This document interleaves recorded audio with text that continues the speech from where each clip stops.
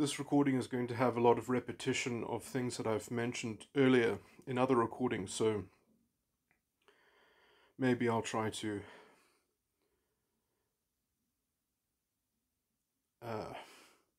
sort of derail myself when I'm on a certain tangent and just move on.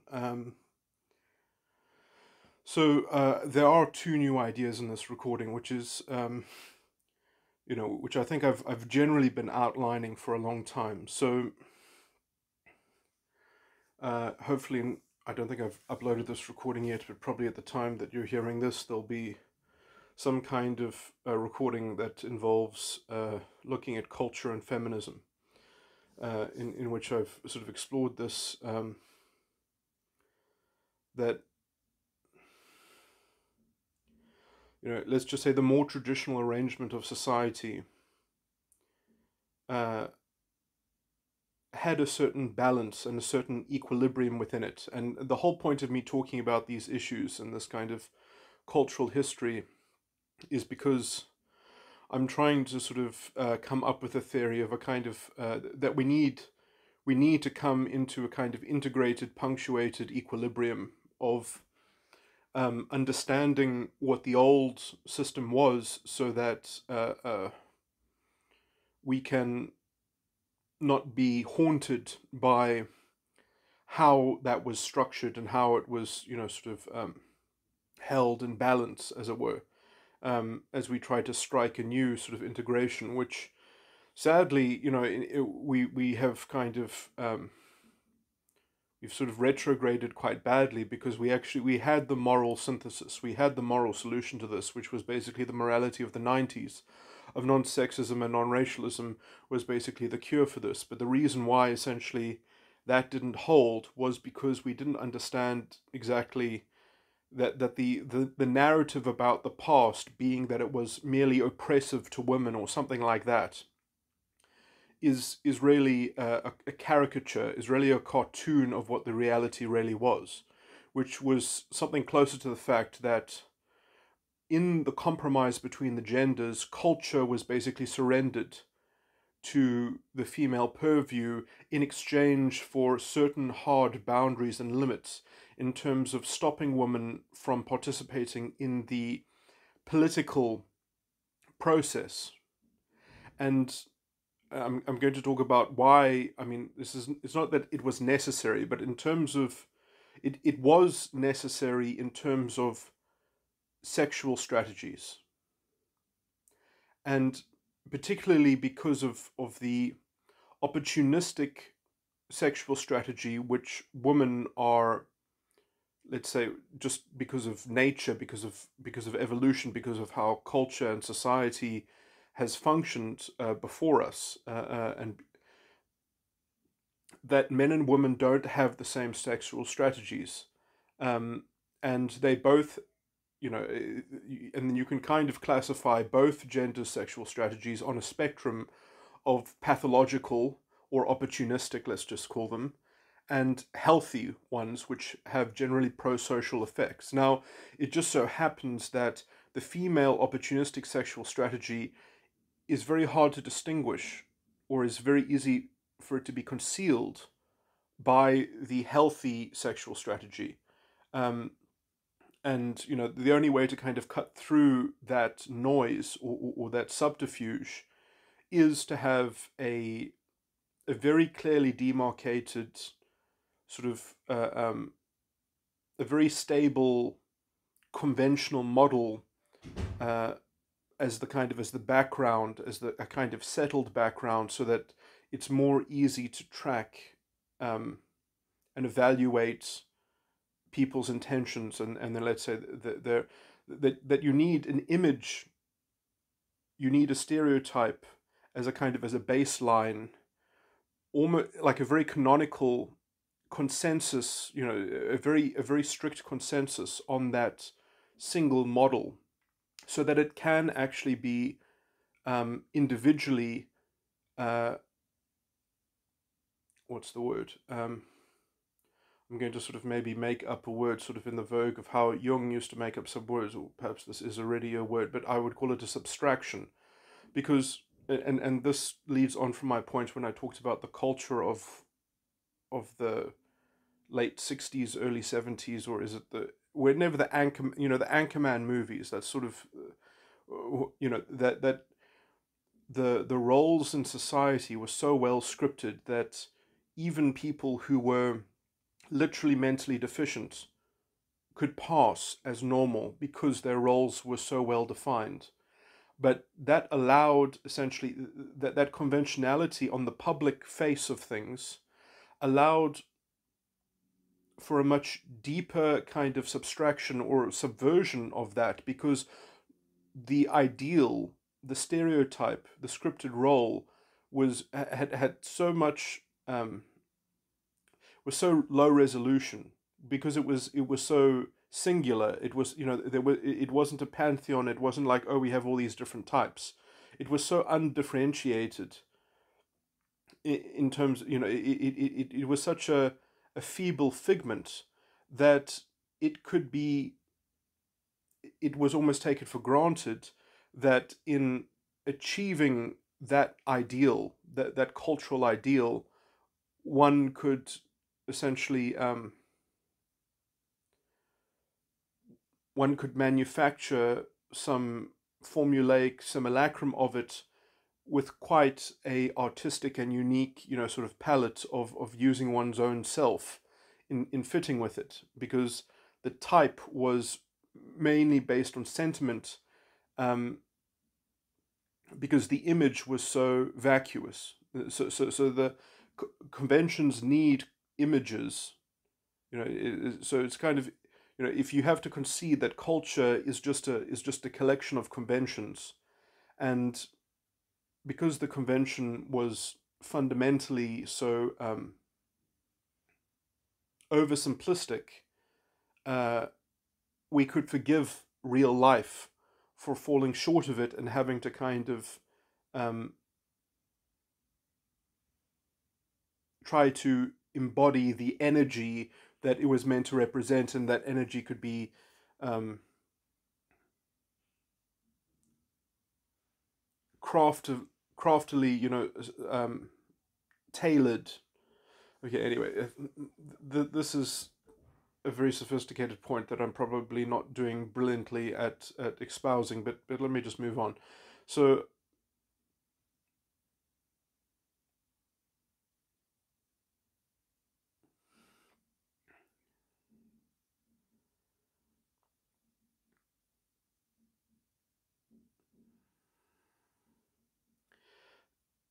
now, cultural conventions have taken a more toxic twist, especially in modern times, and I think that this has mainly been because of women wanting to extend their cultural power into the political sphere, and doing it from, let's say, their cultural base of control and operation over, so in the traditional demarcation, culture belonged to women, and something like politics belonged to men, and then there was a firewall.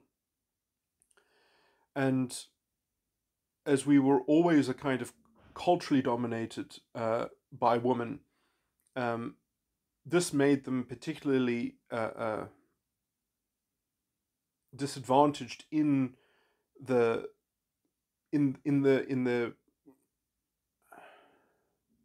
in their conventional empowered cultural role, in terms of how they would interface in politics. That the only way to actually have a successful woman in politics would be for her to, uh, frankly, to leave her cultural power behind. She wouldn't be able to essentially, she would have to be a man in politics, as it were. Um,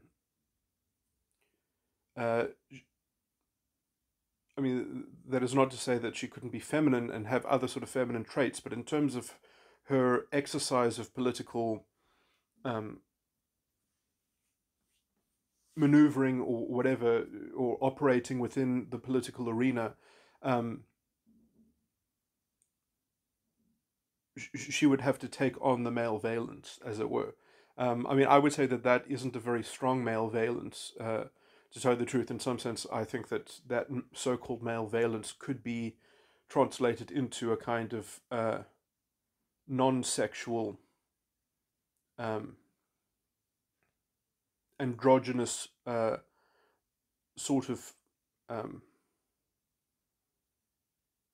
vehicle, and I mean I'm talking about this, sort of within the realm of social constructs. Um, so I think already, men, obviously within how they interface with culture, they have to be men, and how they interface in politics, I think to a large degree, you could make the case that they, I mean, obviously there's a whole spectrum of different types of actorships or roles, and things like that. But I mean, I would say that the shell is perhaps fundamentally androgynous. That you have to kind of build up from androgyny, and this was a kind of this was necessary.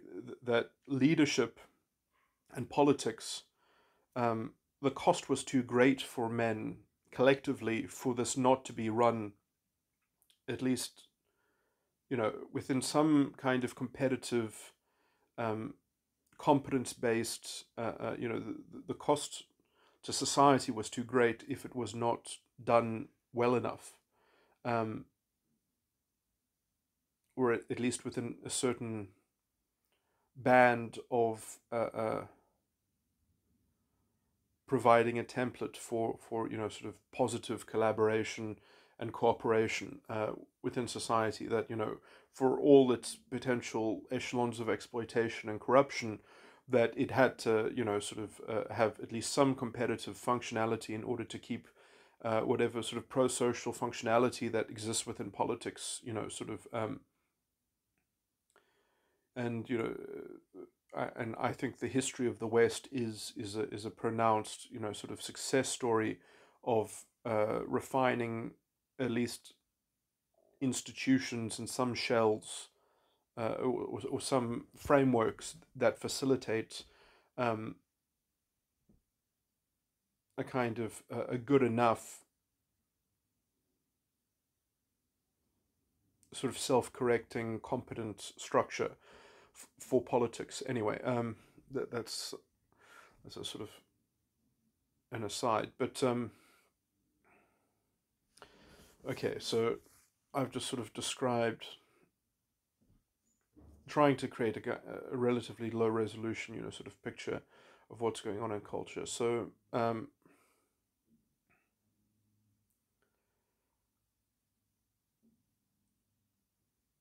and I guess the kind of perversion that you see in politics from men is even linked to some degree to, or at least can metaphorically have parallels to the opportunistic male sexual strategy. Um, but the opportunistic male sexual strategy uh, is even itself quite prone to being bent towards facilitating or pandering to the female opportunistic strategy. That the male opportunistic strategy, I believe, is very well countered by the female opportunistic strategy. Um,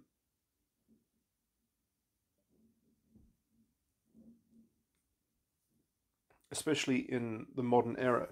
So, okay, so I do think that sex, or the drive for sex, or the forces of sexuality, um, are obviously a primordial, uh, differentiated experience between the biological sexes. Um, and we can track, I think, a lot of structures and institutions, natural institutions within society, um, around the equilibrium that existed, that kind of kept the opportunistic sexual strategies in check and sort of cancelled them out, and had them be somewhat healthy. But now, in the modern era, multiple things have happened, I think, to stack the deck for the female opportunistic strategy. And this has kind of broken whatever balance or equilibrium that there was. And it has also created a kind of virulent virus within politics to which is a symptom of this kind of crisis in sexuality. Um, okay, so that's the kind of the overview.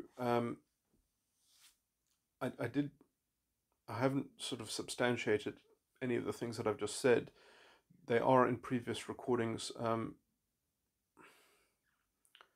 So maybe okay. So what I mean by the female opportunistic strategy is hypergamy, um, and I basically outline or describe hypergamy as, and I've already said that it can be concealed or disguised as the healthy female sexual strategy, which is that, you know, in some sense, women have to feel stable and secure and protected and provided for, because that's a kind of an evolutionary prerequisite for being able to go through the vulnerable process of pregnancy and caring for a young infant. That if there isn't a kind of social stability or the ability for someone um, who is helping her and protecting her interests enough that she can raise a child and help her raise a child, um, that's obviously, you know, not evolutionarily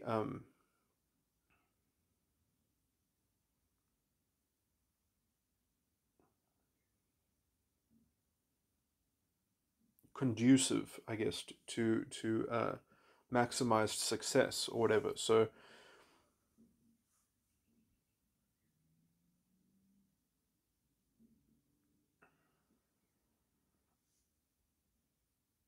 women have to be able to essentially test and know if there's an emotional commitment uh, that will be a strong enough bond, and also they have to be able to judge within the context of the society if the person who they are seeking an emotional bond with is a good provider and capable of supplying protection.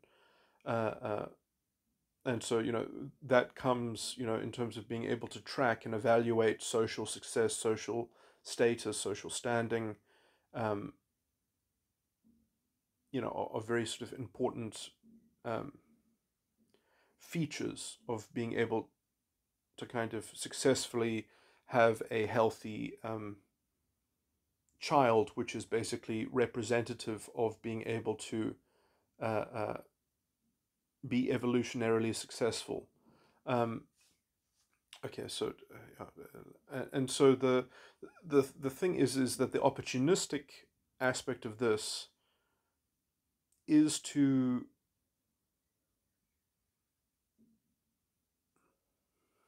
be able to judge between multiple potential providers, that men essentially can outbid each other, and so women can essentially play the sexual marketplace or engage in the sexual marketplace where uh, she gets to choose. And uh,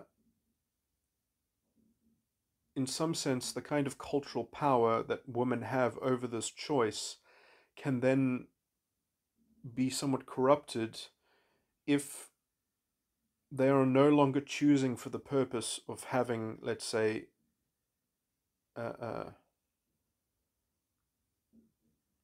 healthy children, but they are choosing essentially for their own vanity or something like that, or for their own self interest. And essentially, what can happen is, and I think almost emotionally within a woman, is that she can somewhat become her own infant. She sort of she devours the concept of having a child that needs to be provided for, and she becomes the infant herself. And so she tries to play sort of she tries to play both of these roles. She tries to play the infant and uh, uh,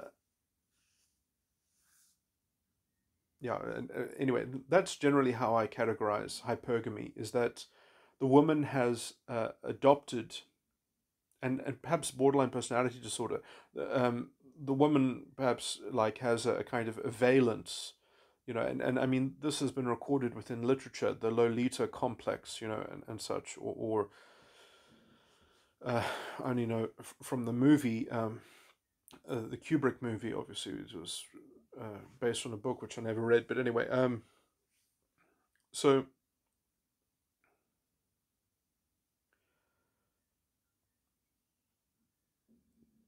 the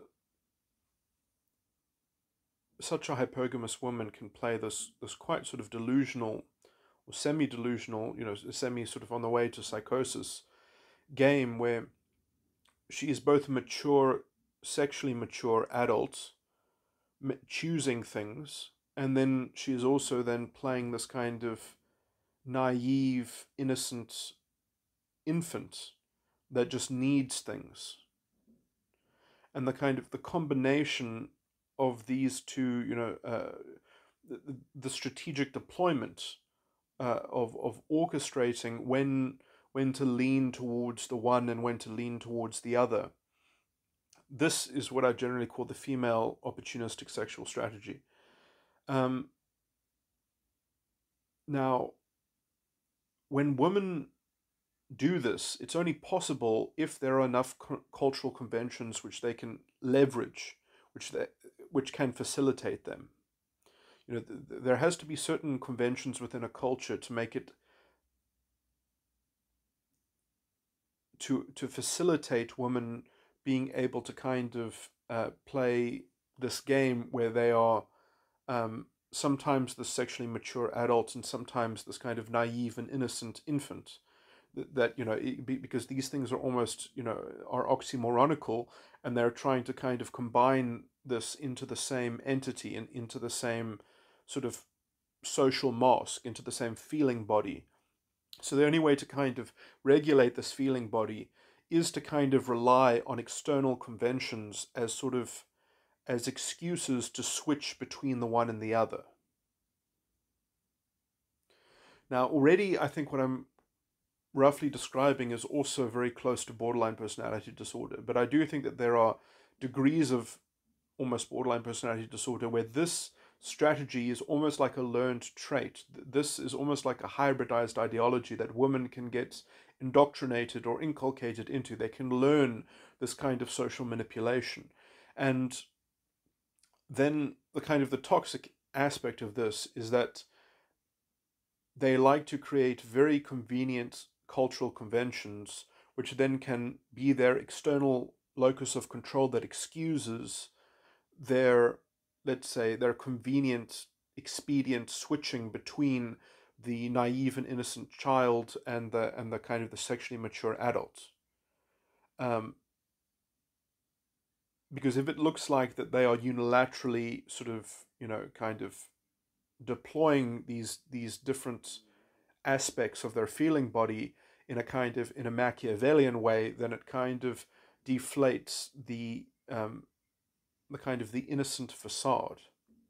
So the only way to kind of protect the innocent facade and protect the strategy of sexual exploitation, or the sexual opportunistic strategy, is to essentially be able to narrate one's life according to some kind of external locus of control, some kind of narrative. So they have to tell themselves that they are following a recipe, they're following a narrative, that they've been sold a bill of goods, that they were just trying to live up to the social conventions. So in some sense, it's a self captivating, it wants to say, oh no, I've been duped, because then they can always just react to anything, and then they can rely on this strategy, this covert strategy, as it were.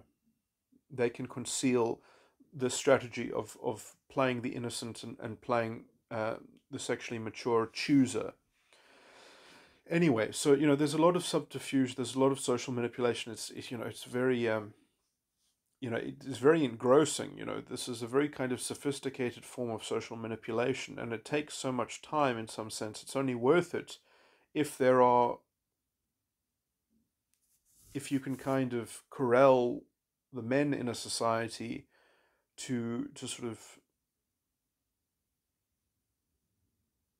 to to bend themselves into this kind of contortion, to compete with one another.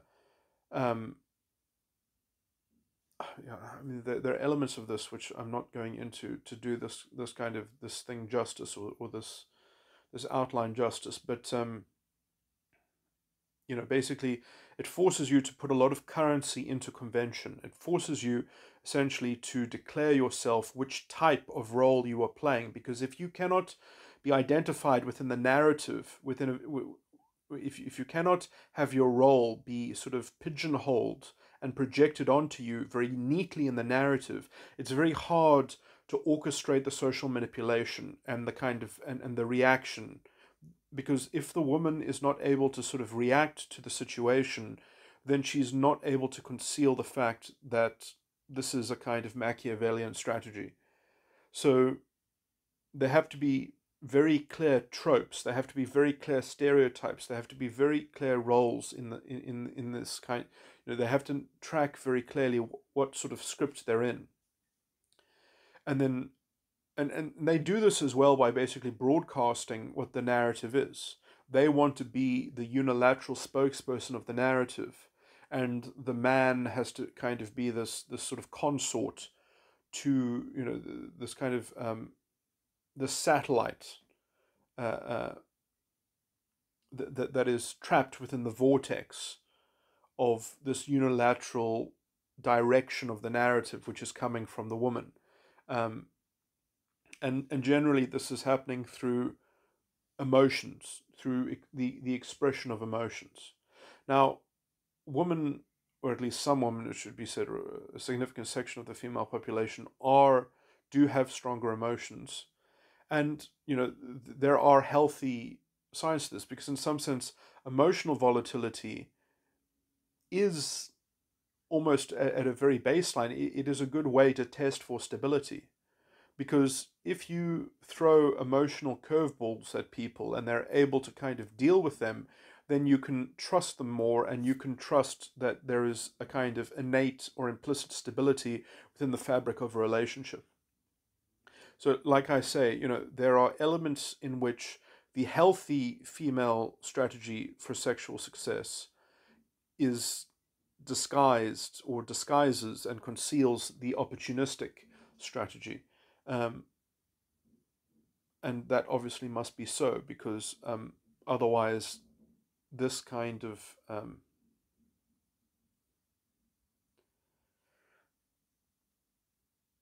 opportunism wouldn't be able to kind of find its a niche, and exploit it well enough that it wouldn't just kind of die out, as a behavior, and as also and with its kind of cultural instruments. Anyway, okay, I don't know even if I want to talk about the male opportunistic strategy, but I mean, the male opportunistic strategy is, uh, I guess I should talk about it. I guess the male opportunistic strategy is obviously owing to the fact that men have a different biological strategy open to them than to women, and this merely has to do with the differential burden that sexual reproduction has between the two sexes. That men are capable of essentially widely proliferating their genes by not investing into support of the mother and the infant, but just essentially knocking up as many women as possible, and hoping that somebody else will supply the requisite provision and stability and protection. Um, uh, anyway, now the reason why the male opportunistic strategy and the female opportunistic strategy, well, yeah, I don't actually, yeah. So okay, so it's not as if the male opportunistic strategy and the female opportunistic strategy cancel themselves out, But the male opportunistic strategy,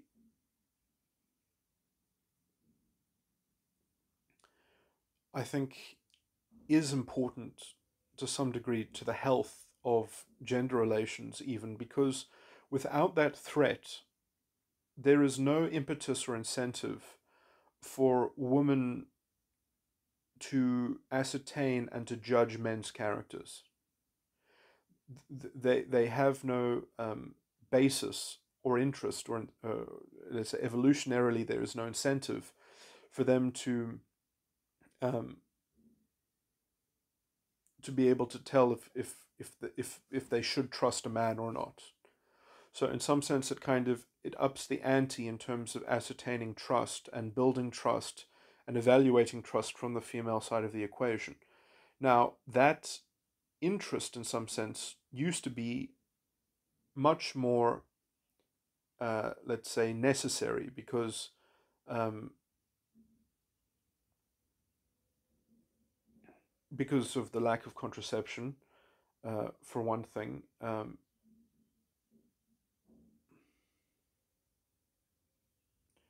which essentially increased the riskiness or the cost of, let's say, forming sexual bonds that didn't have a trust based bond or something like that, or didn't have trust undergirding the interaction.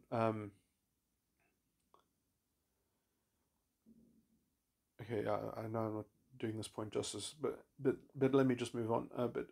So the other thing in which this has completely broken down in the modern era, and again empowers the female opportunistic strategy, is that now support can basically be taken for granted by a woman because of the legal enforcement of support. And so before, legitimacy of children and legitimacy would always pertain to the paternity of a child, who was the father. Um, Without legitimacy, um, basically, uh, I mean, I guess I don't know exactly in which system, but I think maintenance uh, was not prescribed as a right. That biological paternity was not enough to prescribe maintenance for the support of a child, that you also needed legitimacy. And that, although it being, let's say, a kind of a disadvantage for a particular child, sort of established the rules of the game at large, that women essentially couldn't take support for granted. So they either had to secure marriage before having children, or they actually had to have trust in the particular man that they were consorting with and that they might fall pregnant from. So trust that he would support her and the child, or the offspring. So this essentially meant that both sexes had responsibilities and duties of, let's say, engaging with each other with their eyes open and with an eye to gauge the authenticness of the bond. Now this has all kind of been overturned in favor of the female opportunistic strategy. Essentially, as long as she knows the identity of the man that she might fall pregnant by, and she knows that he has money in his bank account, uh, to make a long story short, that she will be supported if she falls pregnant. So essentially, um, in some sense, it's almost incentivized, at least in certain circumstances, pregnancy within the hypergamous sort of arsenal. Um, I mean, I think that, to kind of slightly elaborate also the hypergamous strategy, that although I think it's not interested in procreation, or having children, it's not it's not fundamentally opposed to using pregnancy and children as a means to secure um, access to resources. Um,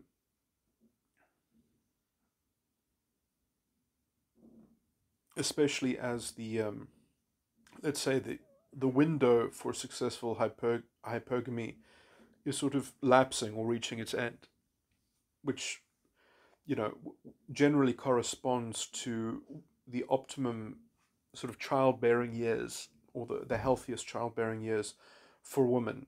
That sexual attractiveness is correlated to kind of the optimum health of fertility. This is a natural um, I mean that is in some sense what also generates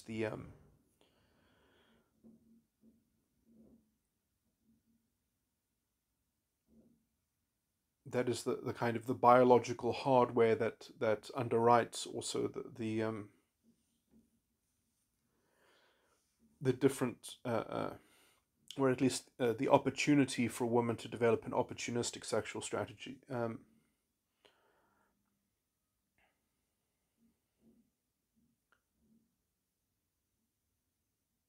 That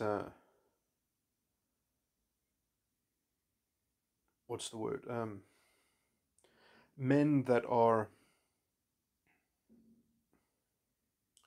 men that have good prospects in the sexual marketplace essentially have to be able to provide well and have or have some sort of currency of social status and standing, um, and that is quite a large, or at least is potentially a large pool of people bidding against one another, and women in their optimum childbearing years that then have their sort of their maximum attractiveness are sort of within 10 years. So you've got a pool of people perhaps spanning 40 years, um, or something like that. Or I mean, I guess potentially, I mean, you could be very rich as a young man, although in terms of well-to-do men, it's probably in their 30s and later. um, but women have a large spectrum, uh, or they have a broader field um, to choose between. Uh, but that's essentially at the cost of having a smaller window in which to choose, as in a smaller window, as in a smaller duration in which to make that choice. And, in some sense, I think that this is sadly, this differential power within the sexual marketplace is not, I mean, I think women can't help but know it, but essentially we don't have a culture of inclining women towards uh, maturely using this power um, responsibly, uh, in a way in which they don't essentially get drunk on that power and then resent the fact that they have dissipated that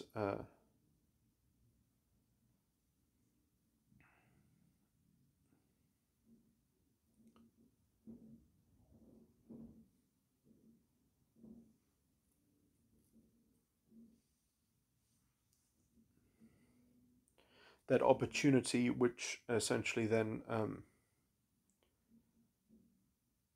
which they have also sadly most often sort of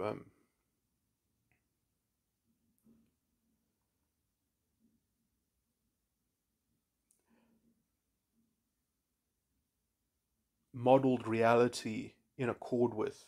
So in some sense they don't know how to live without that, essentially, that hypergamous sort of return, or that hypergamous exploitation being accessible and available to them. They don't know how to relate to society without that kind of hypergamous um, power. Okay, so and so I think that in some sense the proximate cause of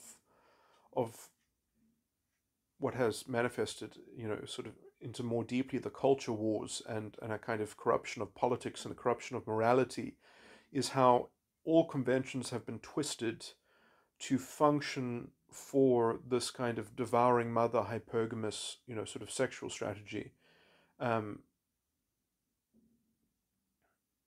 warping every issue to make it simple enough to make the narrative clear enough that women can navigate it by kind of just talking about their feelings, um, and their subjective, sort of interest, and how essentially it's not being catered to. Um, they feel that their identity is not being served, and so therefore they're being oppressed. It's this kind of dichotomous thinking.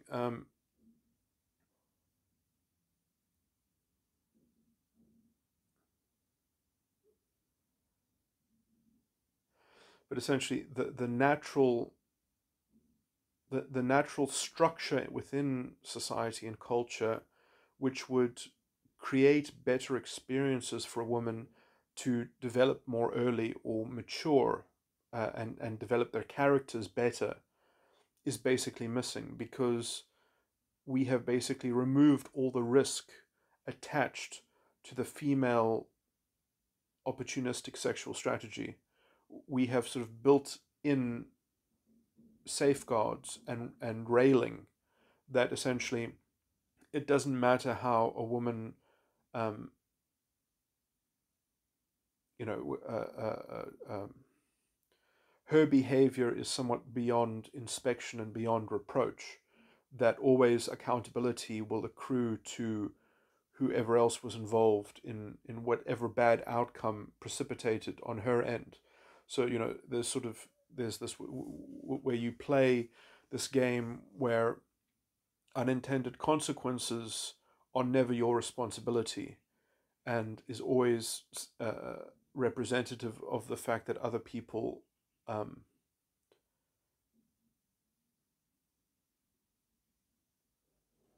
weren't prioritizing things well enough and weren't prioritizing your interest well enough. And so trust no longer becomes something that you have to track for yourself, that you have to evaluate yourself, and you have to say, I was bad at trusting the wrong person, I was bad at judging someone's character. You never have to involve yourself in that kind of navigational engagement with life, because you can just kind of be this naive, innocent victim. And if something happens, then, essentially you've always got a court on your side to enforce a judgment, to enforce support for you. So you don't actually have to develop trust with anything or anyone, because it's a legalistic right that's owed to you. And so this, I think, undergirds, so essentially the invulnerability of the female experience, or at least the as in the kind of the activism and the promotion of generating an invulnerable identity, or the cause of the identity being stronger, um, as a kind of political bastion and faction um, that must garner inherent powers and privileges, essentially, in order to counter the ravages of a systemically. So essentially, you have destroyed the concept of trust by instead creating an ideological narrative around systemic oppression. That if you can just describe something as being systemically oppressive, then you no longer have to operate as an agent, with any kind of accountability. Your agency is essentially becomes translated into the agency of systemic oppression that's oppressing you.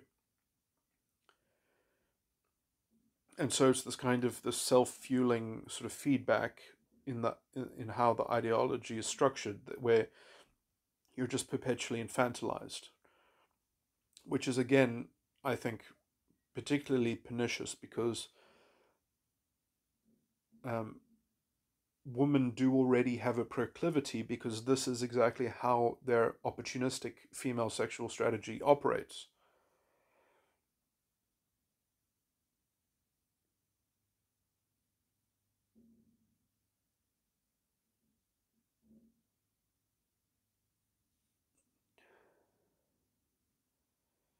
So, although I won't say that the male opportunistic strategy and the female opportunistic strategy sort of cancel each other out, but at least when they are both equally facilitated by culture, in terms of seeking to manage each of them in a culture that's capable of sort of condemning both of them, that that integration and that synthesis does somewhat cancel both of them out, but they don't cancel each other out by direct operation. They cancel each other out indirectly by working out what the panacea is for both of them, sort of the some kind of cultural edifice that condemns both. That is the kind of the yeah. So,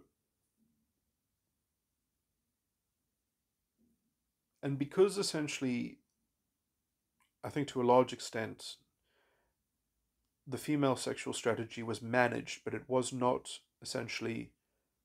Um, it was never it was never completely suppressed, but it was managed by traditional society, and because it was understood that it was just going to be managed, and that it wasn't ever going that the patriarchy was never going to succeed at completely stamping out the female opportunistic sexual strategy, that then they created a kind of political firewall, and they said, well, you can do what you want in culture, you can try to take over culture with your female opportunistic sexual strategy, but don't bring it into politics.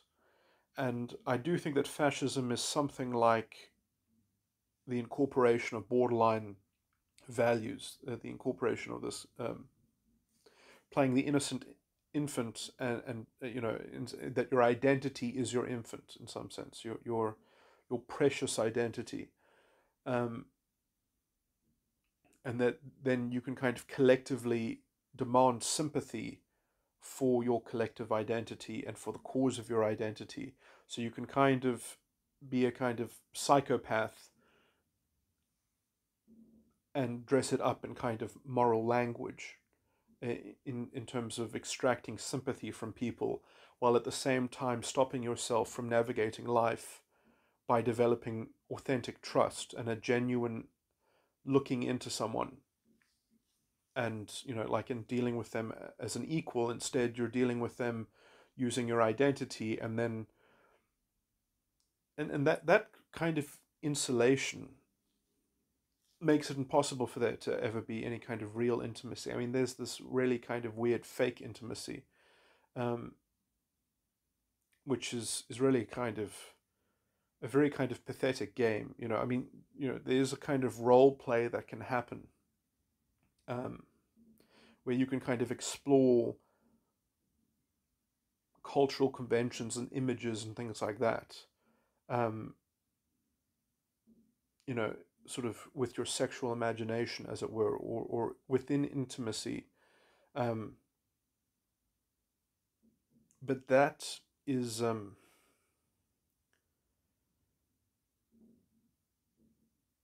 only really an exploration, because it's not the rubric. It's not the square one. It's like, actually, what's on square one is just an open negotiation of what to explore, but it's not. I guess, and this is why there is so much kind of fetishism around. I mean, I must have made a recording about this, but there was a story that I saw on someone looking for advice, and maybe it was a fake story, because, but it was a woman complaining that all of her boyfriends seem to be like the same type of people, and that they all expect her or want her to change her look, to put on a very kind of particular kind of stereotypical look, that they want her to look like an alt goth girl or something like that, sort of dark makeup or something. Um,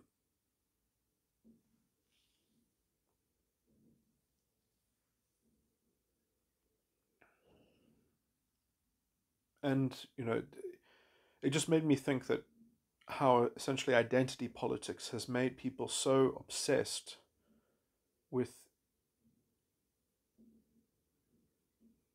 sort of trying to attach a deeper significance to superficial features. I said obviously, I guess, you know, anything apart from like your boyfriend suggesting something to you, or obviously people will have certain preferences, perhaps, and within some minimum standard, probably, like in terms of but if anyone ever needs you to look a very particular way, I mean, it's completely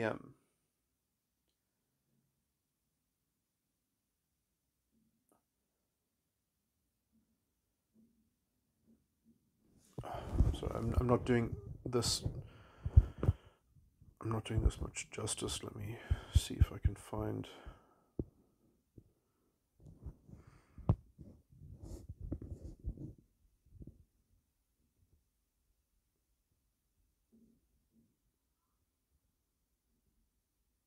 No, I don't have it.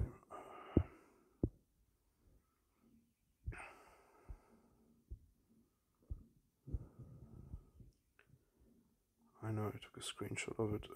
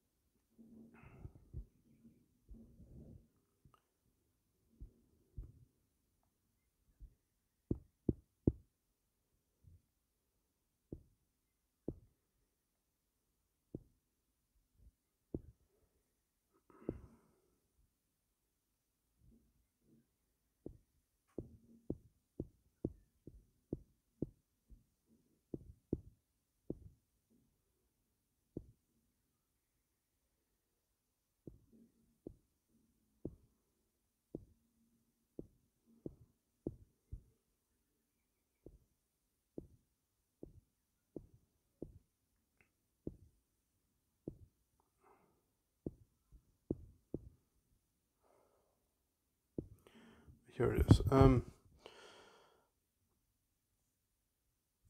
Maybe I should just read the whole thing. Boyfriend always wants. Boyfriends always want to change me. How do I cope with knowing that in all my relationships I have just been settled for, never actually desired? Every boyfriend I've ever had has always told me they have an explicit preference for alt type girls, like pick related, and has always tried to turn me into one of them, encouraging me to dye my hair darker, wear different, more revealing clothes, like different music, etc. They always compare me to their past girlfriends, who are all clearly these kind of girls, when I'm clearly not. I had blonde hair for most of my life, recently going brown and dark brown, and I dress pretty normally. I don't have a great sense of style, so I just wear comfortable things like jeans, flannels, flattering shirts, leggings. I'm not like these girls who put tons of time and money into their makeup and outfits. Why is this all men want? They claim to hate the e-girl type, but that's literally all that modern men want. Choose to date. How to cope?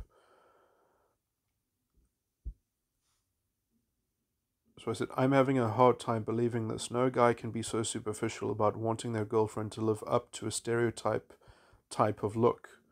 Guys don't care about this shit. They care within a very big spectrum of what looks okay. If a guy needs all his girlfriends to have dyed blonde hair, or anything so specific and superficial as specific makeup or color codes, then they must have a huge array of mental issues and control issues that would make them unsuitable for relationships. Stop dating superficial man children. but kind of don't believe the story, or your whole generation has just been screwed up by identity politics, that you can't do anything but obsess over superficial characteristics and mythologize and fetishize looks. Dressing up for role play sex is one thing. Trying to get someone to change their own fashion style into picking up a specific look, if it's any more than a suggestion, is total bullshit. And then somebody else agreed with me, and they just quoted me when they said, "Or your whole generation has just been screwed up by identity politics, that you can't do anything but obsess over superficial characteristics and mythologize and fetishize looks." And then he said, "This is exactly what I've been thinking, but I don't think anyone has really said it yet. This is what I think is a big part of OP's problem. That means original poster is a big part of the original poster's problem. Anons in this thread." Uh,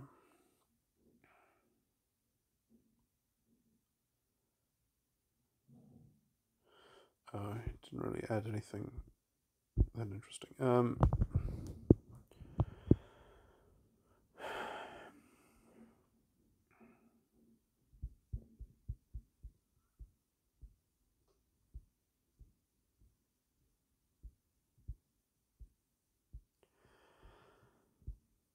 And I think that this is the kind of pressure, because you see, when women had to worry about the male sexual opportunistic strategy, which they no longer have to, that put some pressure onto men for having to actually have integrity, or having to sort of have a deeper character around them. But because essentially they've already been neutered, that men, as it were, can't really successfully get away with the male sexual opportunistic strategy,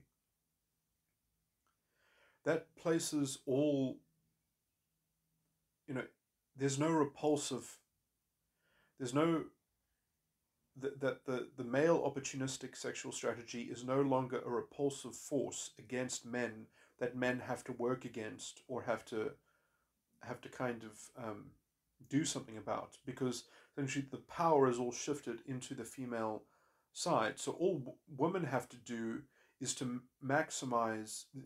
They only have to compete with each. There's only inter-female competition for the men, because there's no repulsive.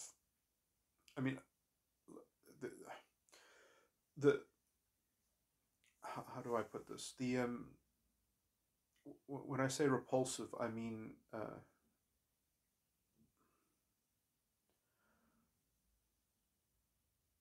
I mean, men are still being judged, but they're being judged within the targeting schema of the hypergamous um, sort of interest, which is that what's their social status, how much money do they have? So men are just being judged for how well they can sort of provide ease and comfort and convenience, perhaps, or social status, or something like that, which I guess can include levels of attractiveness. But in terms of there being a kind of a deeper repulsive force than those, let's say, obvious features which are attractive, and that are conducive to female desire, that women just have to look what is desirable. They don't have to worry that someone might have what is desirable, but then they have a deeper deficit which would repulse them, because um, they can't fall victim to the male opportunistic strategy in some sense. I mean,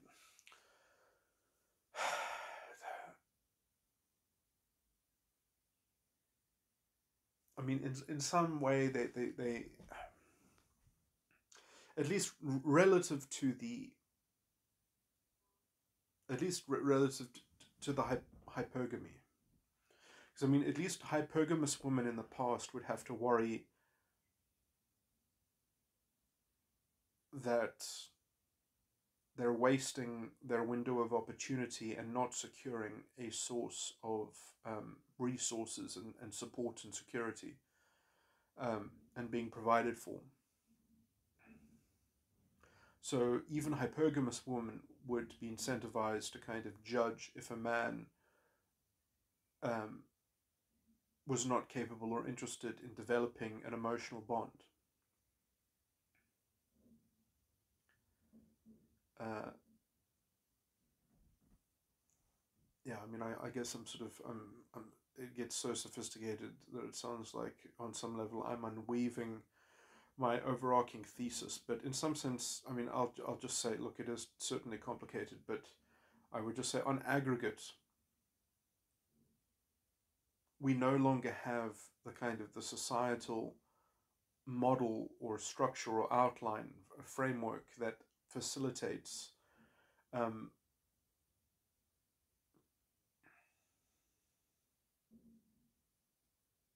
sort of women developing their own character and judging men based on their character. That it's just essentially cultivating this kind of hypergamous, it's almost like a complete um, colonization of the sexual marketplace in that, there's hypergamy is sort of the is the standard, is the norm, um, that then has sort of baked itself into the conventional cultural um, sort of platform, and is the predominant expectation. And under that predominant expectation, there is then an overly, I mean, I think this is why women are being, I mean, if the story is true, because I still, for me, it's a bit hard to believe that so many men would be already kind of programmed and corrupted to kind of to get into a kind of trance. Because I mean, that's essentially what you're doing, is that when you're engaged with a female that is operating the hypergamous, kind of software, it's a transaction. It's a transaction based, relationship.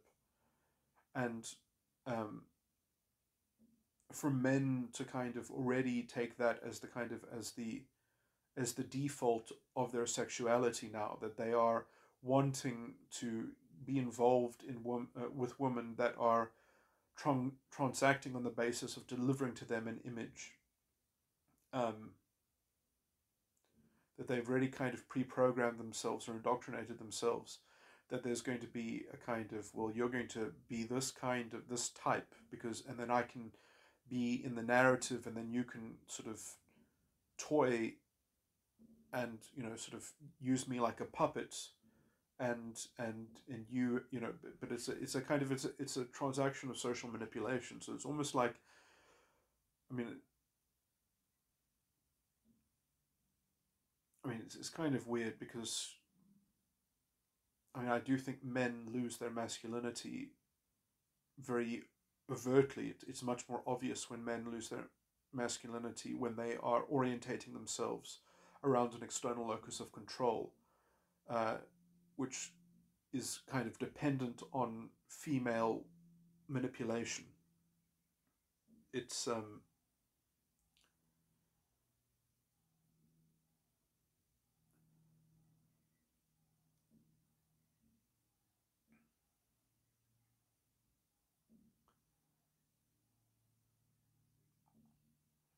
but I mean, I wonder if maybe how people have grown up now with, the kind of parental supervision, and people relying on authority in every situation rather than sort of fixing their own problems, and, sort of negotiating and developing trust, and how to navigate life using their own sense of trust, and curating their own sense of trust, and blaming themselves when they trusted the wrong person, or didn't have the right information, sort of inculcating within themselves an internal locus of control.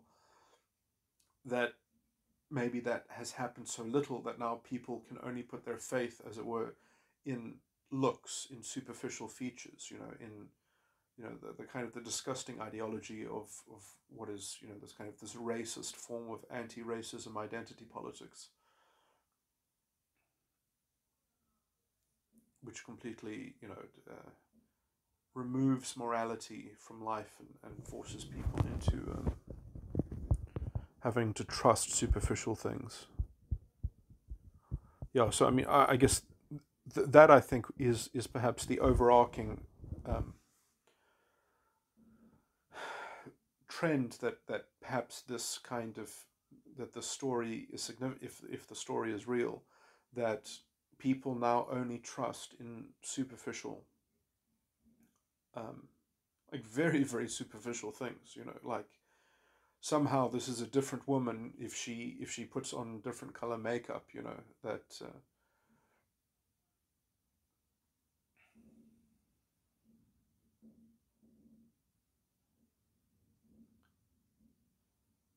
suddenly the essence is different. It's But I mean, that is the kind of manipulation which the kind of borderline hypergamous transaction is based on, and how they hook people is that they need to be able to signal the unfolding of the narrative as they unilaterally direct it by essentially relying on the conventions of something superficial, that there is this kind of external authority that is baked into superficial signaling, because then they can just pretend to be reacting to circumstances with new feelings, and then they are basically describing a narrative, and then someone has to fulfill the role that the narrative is somewhat describing or contextualizing them within. And so that is how you end up extracting um, and manipulating the, um, from supposedly a position of systemic oppression.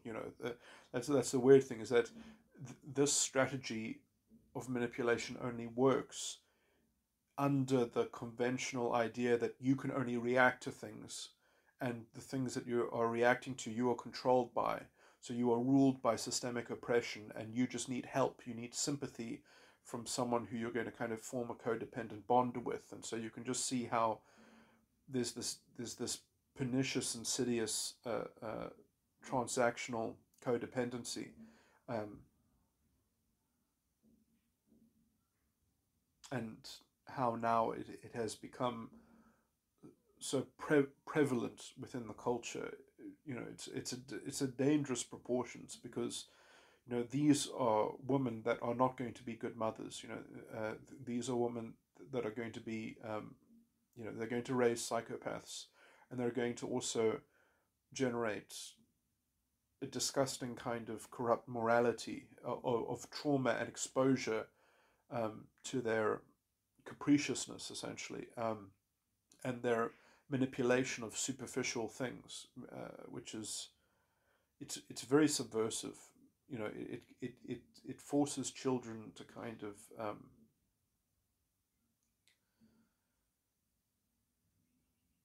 you know where their mothers sort of become forces of nature, and their fathers are sort of, are kind of pathetically incepted, sort of underlings.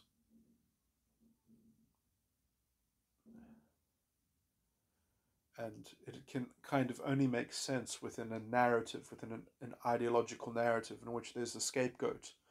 And so it basically forces you into kind of bully gangs at some point to vent the anger, which the purity of the system, and the integrity and the dignity of the people involved become sort of toxically invested in, because you need to kind of parasitically blame some external locus of control for the fact that this is the inherited situation, and or the inherited narrative of the systemic oppression. So it's this never-ending feedback, sadly, of this doom spiral, which will sadly precipitate fascism more overtly. Because that's the thing as well, is that when this formula gets injected into politics, and as it sort of elaborates itself, it just gets more and more virulent. It gets more and more pernicious.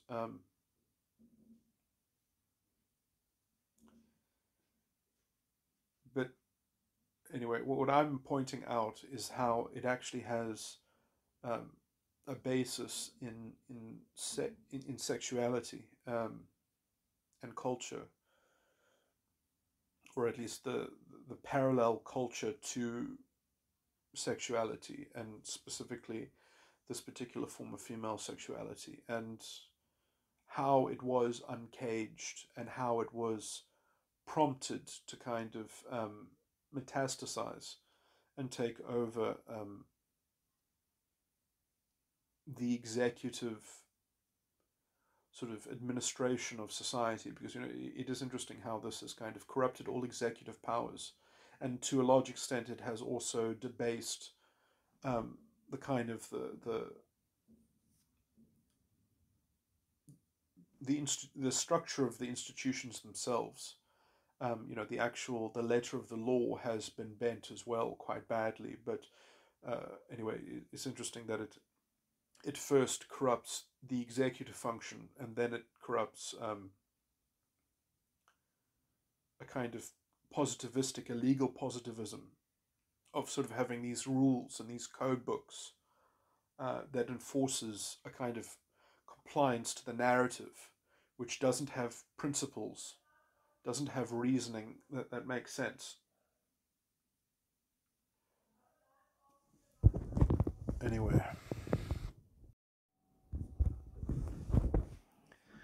this is quite a bit of a strange point to add. I don't know if I'm going to accomplish expressing it neatly enough, but I guess one of the almost secondary symptoms or side effects of having a culture which is imbalanced toward um, facilitating the female opportunistic sexual strategy or hypergamy is that the function of conventions and stereotypes and things like that, and this is almost to emphasize the point that I was making about how people are trusting in superficial, conventional, somewhat stereotypes to kind of apportion uh, dependability on a script or on a narrative, or on some kind of um,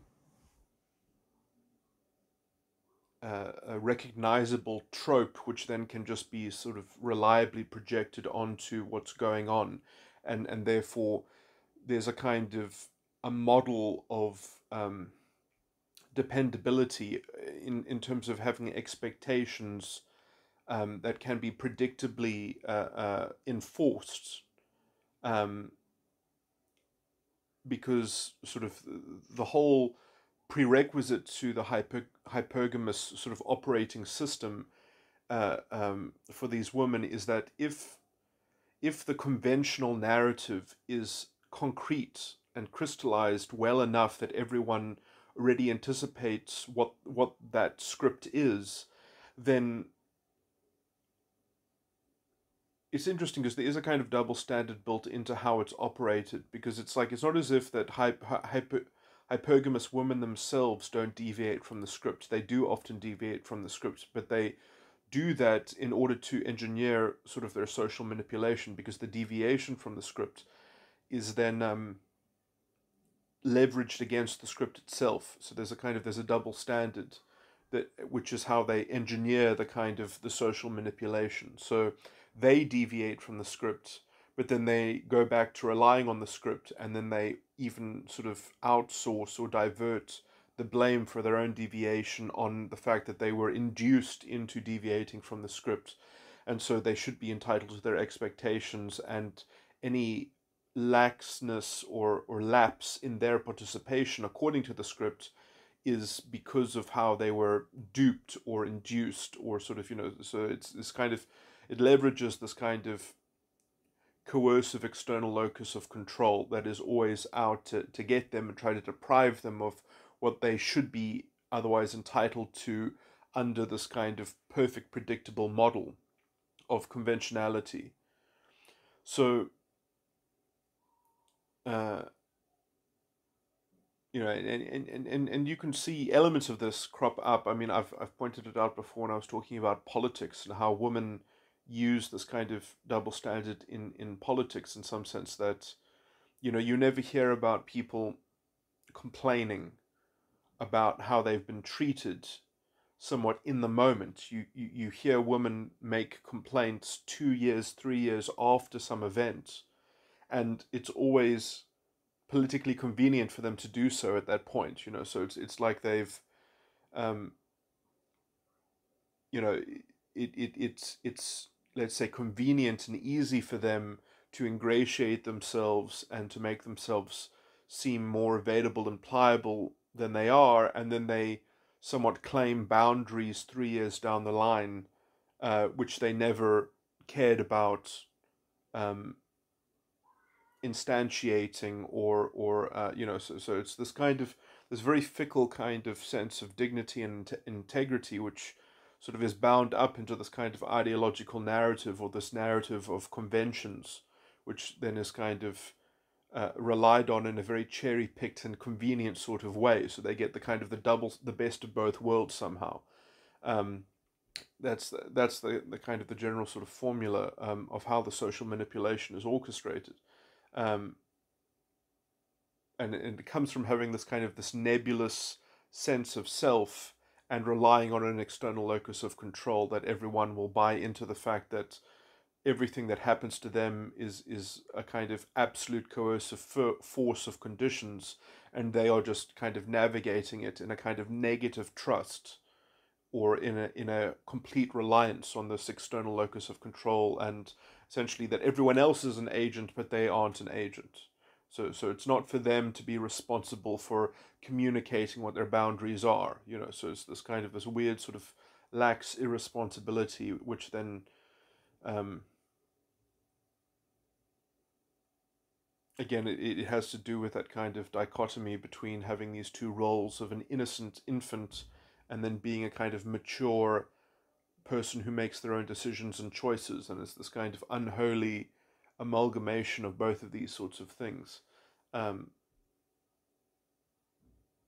which is something that almost as a collective we've allowed women to do this in culture. We've given them this role because it is very close to, let's say, the healthy sexual strategy that women should have to follow, but because uh, and then the cost of that was that there was a firewall that women should not enter politics, that they don't use these kinds of tactics in arenas or in certain important public levels of that need to function well, because without leadership or without sort of institutional integrity that might otherwise be um, diluted and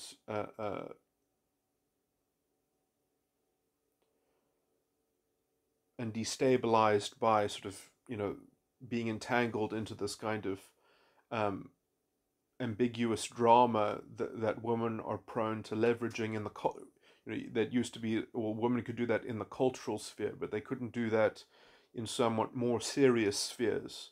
Um, anyway,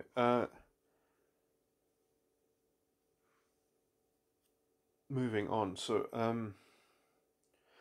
the point that I'm trying to describe or get into describing is that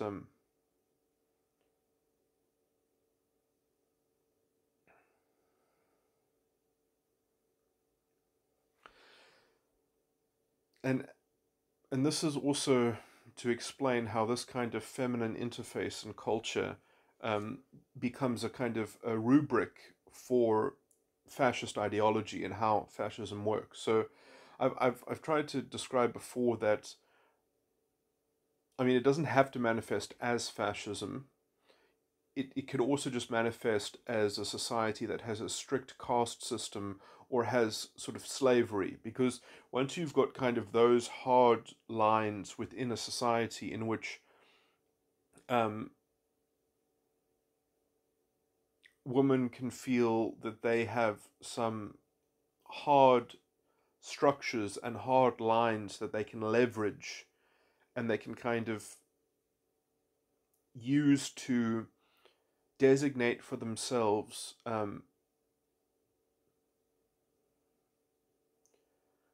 a kind of neat containers of possibility within some kind of conventional trope.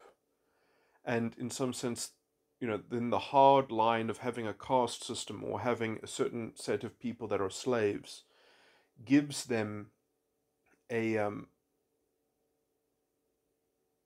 a kind of already an abstracted model and notion of themselves as having access to high status, or having a neat, predictable way um,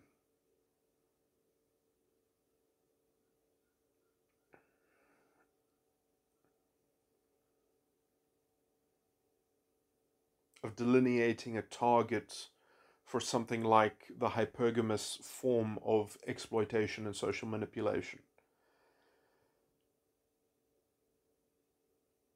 I would say that in Roman society, in the kind of slavery that existed in the classical world, um, it was it was again more balanced than it is in the modern sort of era. In that, and I'll have to explain then why essentially fascism has emerged in the modern era, and how this was psychologically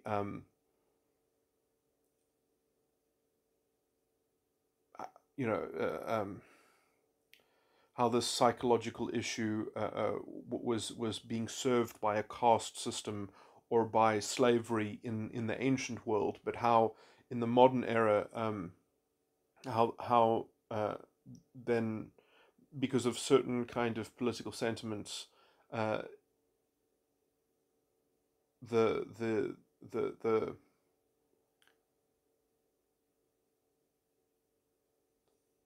the convenient political um, consort of the hypergamous female sexual selection strategy is becomes fascism as a way to kind of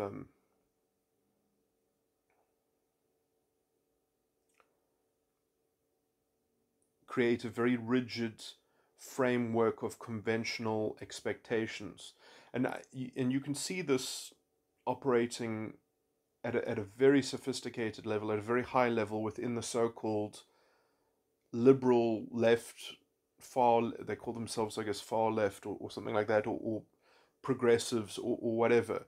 And really they have confected a perfected sort of fascistic culture already, where you can see that it is completely obsessed with status, status that then is kind of designated and controlled and categorized via the identity. That essentially the matrix of identity politics is to create essentially a an antitrust kind of form of life in which you can just trust in the conventional sort of identity, and that tells you all that you need to know about how you should, how people should be compatible, or how people should interface with one another, how people should engage with one another. It gives you exactly it, you can imagine that within hypergamy there is a kind of, after it's elaborated within a culture to a certain extent, because of its kind of its side effects, and how it sort of structures itself, that it has this tendency essentially towards pigeonholing people into designating, let's say, compatible combinations of life experience, and then sort of conventional paths of how they should have to comport themselves within those kinds of script spheres or whatever. And then according to that, they will be capable of sort of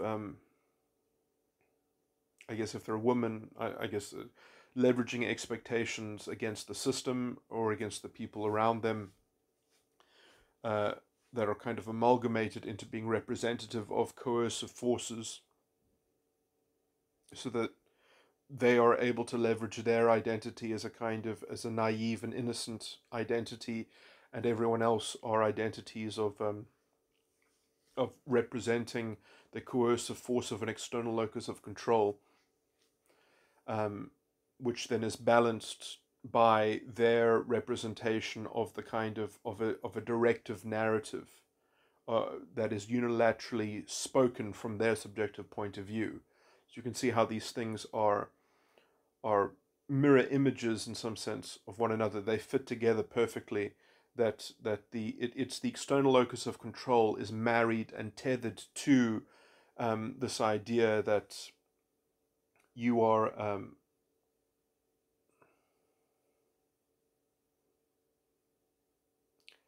then entitled to your subjective reading of the narrative, and that you are free to exhibit your subjective experience, and then that subjective experience must be validated by everyone around you. And that is in direct balance and payment for the fact that everyone else has this, according to the narrative, this coercive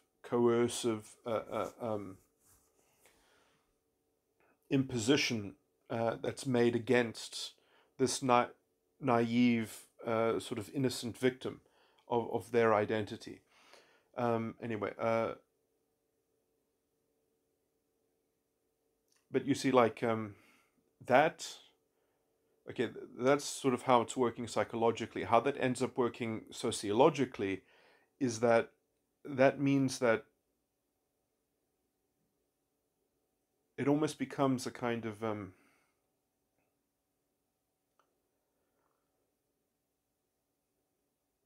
I guess this is hard to describe, but it's almost as if you start generating genesis of codependency. You start generating genesis of kinds of units, kinds of codependent entities in which you have um, the innocent victim or a hypergamous female, and then you get a kind of masculine sort of person who is roped into pandering to the social conventions and the narrative that's projected by the hypergamous female.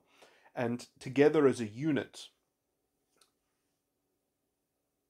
well, first of all, in terms of how hypergamous females are actually looking for someone to enable them and to facilitate them, hypergamy has this kind of internal problem in that it doesn't know when to stop. And in some sense, it can never know when to stop. That's one of its fundamental internal flaws, is that it's like fundamentally unstable because of its essentially because it's so well engineered towards exploitation. It doesn't know when to stop looking for a better target. It doesn't know when to settle. And I mean, it can sort of, on a balance of probabilities, it can tell itself, well, I probably can't do better. But that doesn't mean that they know that they can't do better. So the lack of certitude makes it fundamentally a kind of a very hollow form of existence. Really, it's a very unsettling. I mean, even for the successful hypergamous female, or it looks a lot like borderline personality disorder. It's just it's constantly tormented by its own sort of unfulfilled greed, as it were, and it can never be happy in terms of like when has it settled itself. So it's sort of it can't ever make peace with its own sort of idea to settle for someone at some point. And so, I mean, I guess, you might have to project the idea that it's settled, but it's always on the lookout for an alternative or an alternative source of exploitation. In some sense, it can only be limited by its actual pool of, let's say, real choices or real possibilities. And eventually, what happens is, especially with in sort of a culture that has really been twisted and contorted to facilitate hypergamy, on on a grand scale. When culture has been sort of processed into the kinds of narratives and external locuses of control and scripts, when it all becomes, this canon of knowledge of identity politics, essentially. What that does for hypergamy is that, I mean, if you are going to be a hypergamous female, in some sense, it brings you closer to the brink of realizing, that you're not going to do better or something like that. It gets you into a cynical mode. I mean, look, hypergamy is almost ultra cynicism, but it's cynicism that isn't cynical about itself naturally. It isn't naturally cynical about, let's say, stopping its own process. That's sort of its one weakness, is that it can't stop. It can't realize that it can't ever sort of resolve that it's got no further yet things to kind of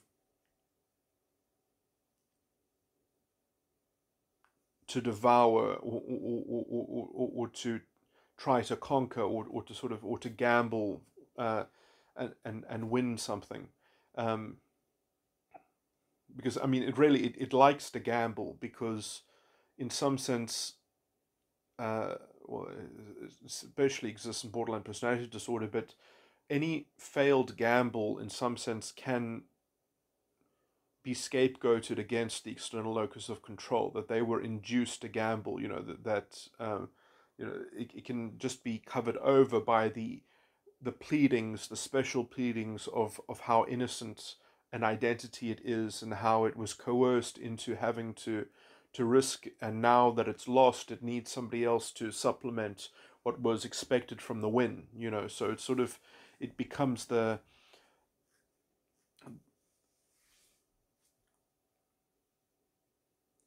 kind of a source of an emotional subjective um, claim.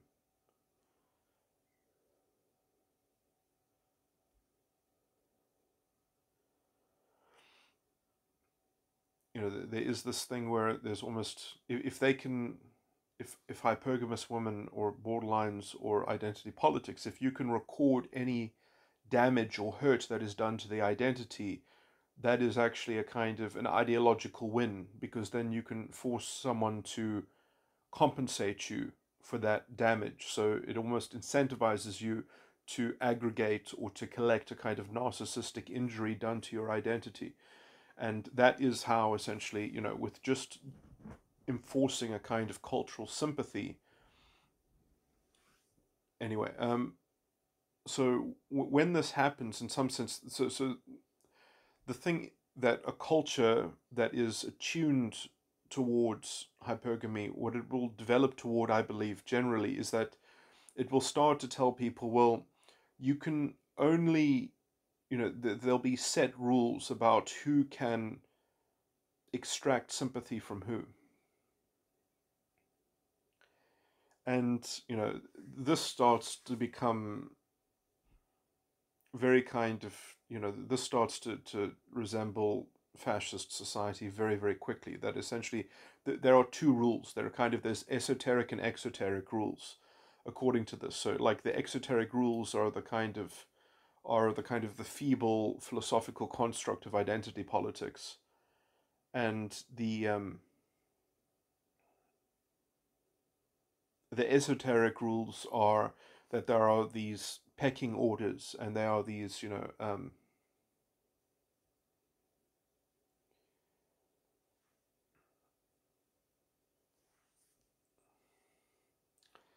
and there are these sort of these circles of status within who is prone to who, or who is vulnerable to who, in terms of extractions of sympathy.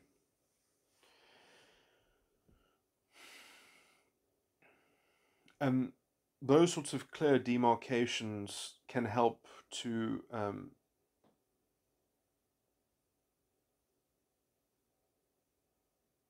concretize people's options and people's, sort of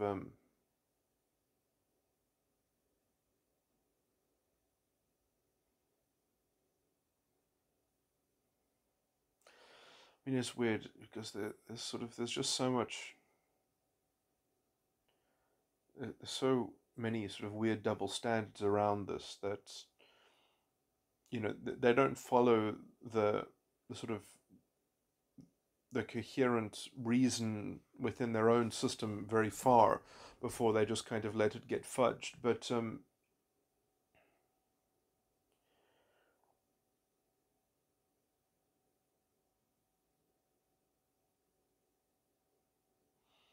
I guess what I was just describing at the end there.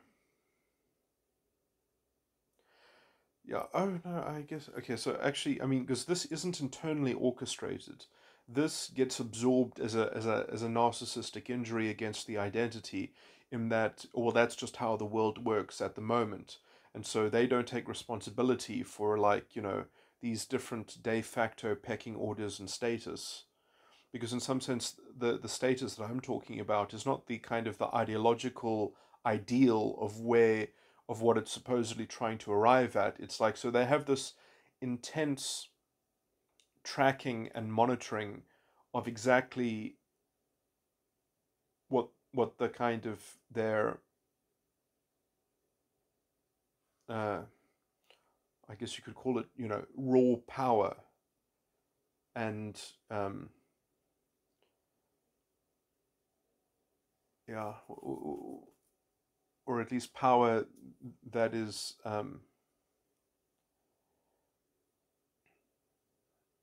available to being bent and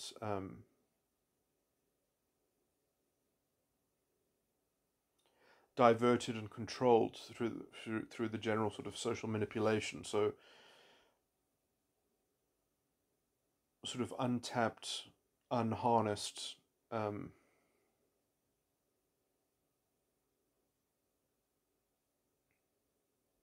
It's interesting because I guess there aren't that many pockets of, almost you could call it, just kind of unadulterated masculine energy that is waiting to pander to the hypergamous strategy.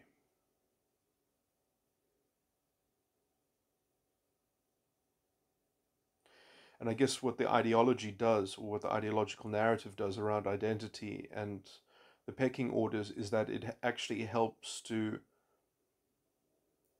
convert, let's say, this unharnessed power, but and sort of and to kind of corral it and to kind of make it available to them by identifying it as, like, problematic. So they redefine essentially power in the system as something that is only redeemable if it's serving their interests, as they dictate it, as part of a node in the kind of in the ideological narrative, um, and that's a very, yeah, I'm not describing it that well, but essentially that is the overarching sort of strategy of the social conventions and of the whole thing is basically to be able to selfishly use morality, or the language of morality, and the rhetoric and the semantics of reality, to compel compliance to their own selfish whims, and to kind of rebrand it as a kind of as a collective redemption, uh, uh, according to how they feel that um, sort of through their subjective judgment and through pandering to their subjective judgment. And so, it's also underwriting this kind of perpetual infantilism.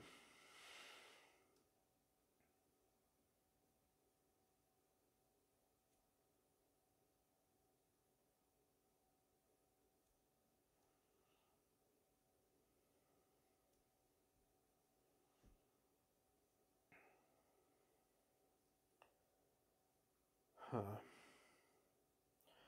Anyway, so the it's weird that they end up de facto having the same value system. They just put like a different spin on it, and essentially the reason and the function of that different spin is just to kind of entrap that value or that power into serving them on a kind of on a personal level as a representative of a kind of social justice. So I mean, it's because social justice is such a by itself, as a semantic phrase, it's a very vague, nebulous kind of thing, and they certainly use it in a very nebulous sort of way, that it comports to this formula of exploitation and social manipulation, and a kind of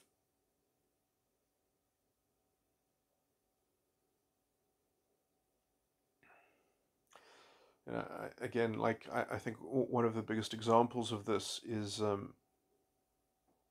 Harry. Oh, I hope I got the names. The ones that left the royal family, um, at least in their official capacity.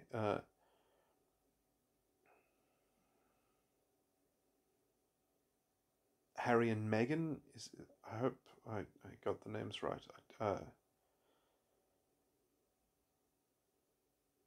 The prince with the red hair.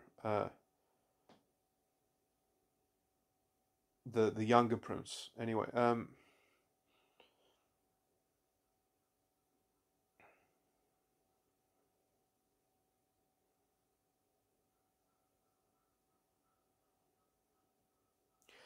it is very interesting how people like that can essentially be at the top, sort of idealized. They're somewhat like the most ideal, sort of adherents to identity politics. Um,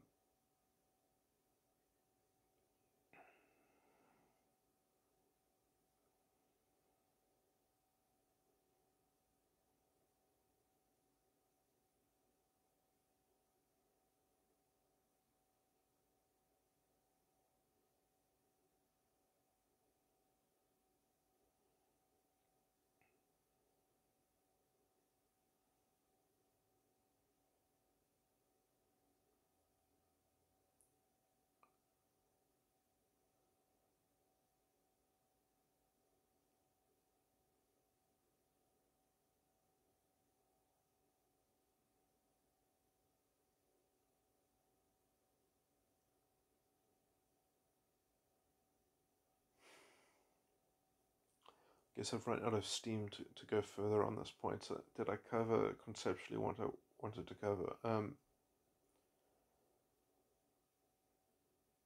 So I mean, like, so just to parallel this to fascism, so you can see how it's sort of fascism in a nutshell, although it's probably better to call it proto-fascism. Identity politics is very clearly proto-fascism, but I think it very quickly precipitates overtly fascistic elements, and it has a fascistic culture embedded in it and a fascistic value system. But in terms of what I mean, in terms of the hypergamy, what it does is that it it traps at least the masculine component of society into smaller containers in which there is less choice, that sort of people are divided up, sort of by their breed, into smaller pools of more manageable population. And so it's almost as if you're cornering, um,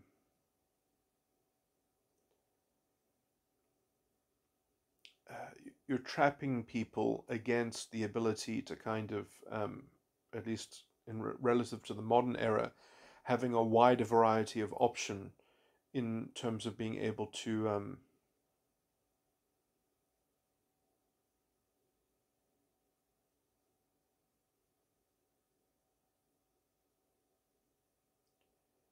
navigate life individually, creating their own trust and negotiating for the kinds of relationship that they want. Instead, the relationships are described by a set of conventional stereotype script. And so it's sort of, those scripts can be very intricate, but they obviously can't match up to individual navigation and negotiation of a particular relationship. They are, um, so as you kind of force people, uh,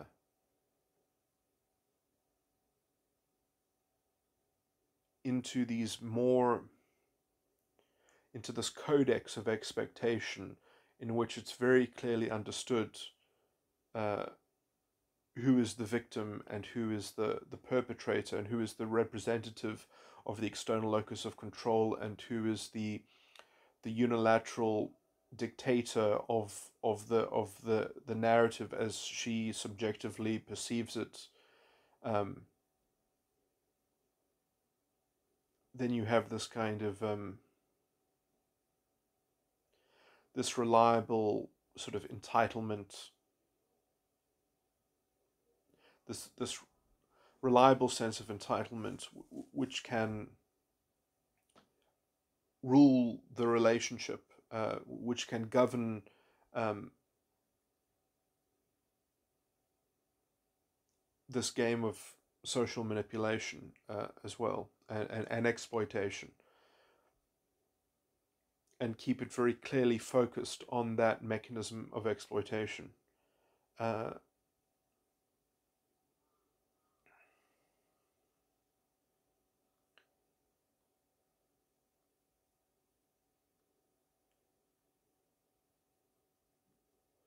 and keep the ingredients of that exploitation, which needs to correspond with a certain level of social convention.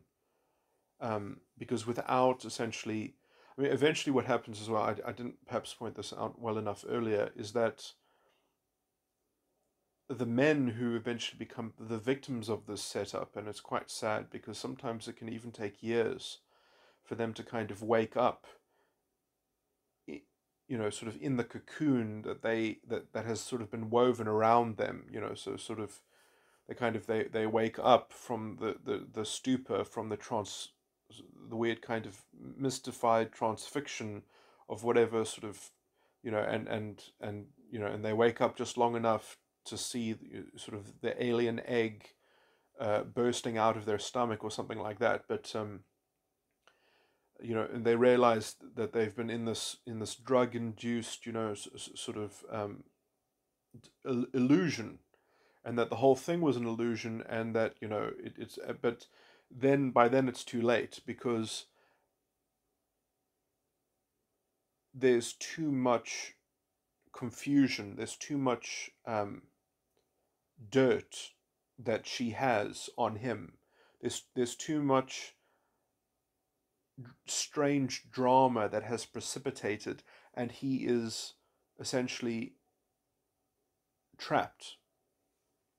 Because, I mean, one of the mechanisms of borderline, but also I think of hypergamy, is to create this kind of drama, which is sometimes very, very erratic drama. It's very crazy drama. And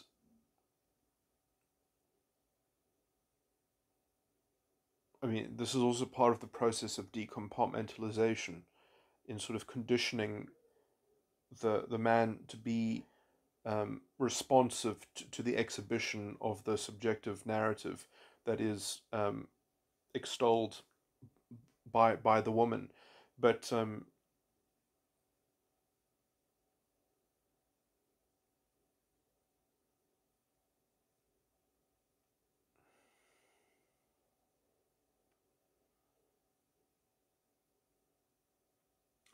Why was I talking about this point?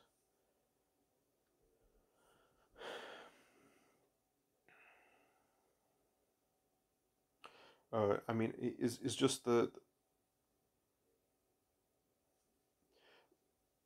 basically part of the formula often is, because you see the problem with hypergamy is that if you destroy the naive innocence of the infantile role that she is trying to play in the drama, if you try to say, okay, well, next time be more responsible, or next time open your eyes, or next time, sort of be more accountable for your own actions and your own decisions and for your own planning, they have to be immune to essentially developing any kind of responsibility.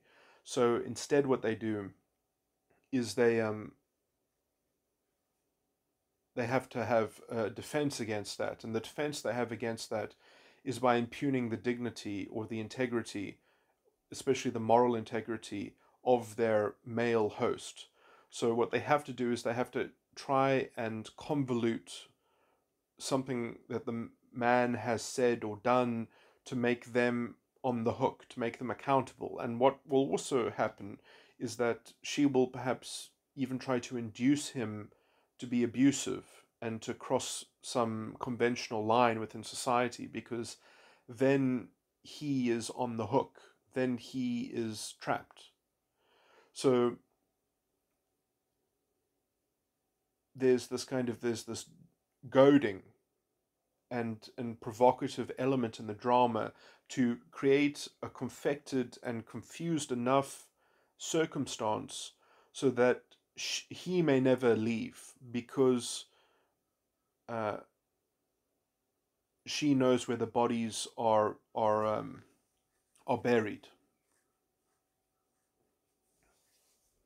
Uh, Even if that was part of the formula. I mean, this is so. I mean, hypergamy is also about, essentially, if instead of absorbing any kind of accountability for her own predicament, which she's always trying to have diverted onto her male host, to be this kind, to infantilize her interests and her self-interest, and to internalize her self-interest, and eventually, he gets him, she gets him sort of strung up to anticipate her desires and be directly responsive just to her insinuations and sort of suggestions and emotional gestures, um, that he already has to sort of see the future and work out and anticipate the social manipulation, and develop what he actually, to read between the lines and work out what she actually wants in the end. Um, when that kind of anticipation starts to happen, you're also very close to deploying and developing um, the House of Mirrors. But I'm not going to talk about the House of Mirrors here. But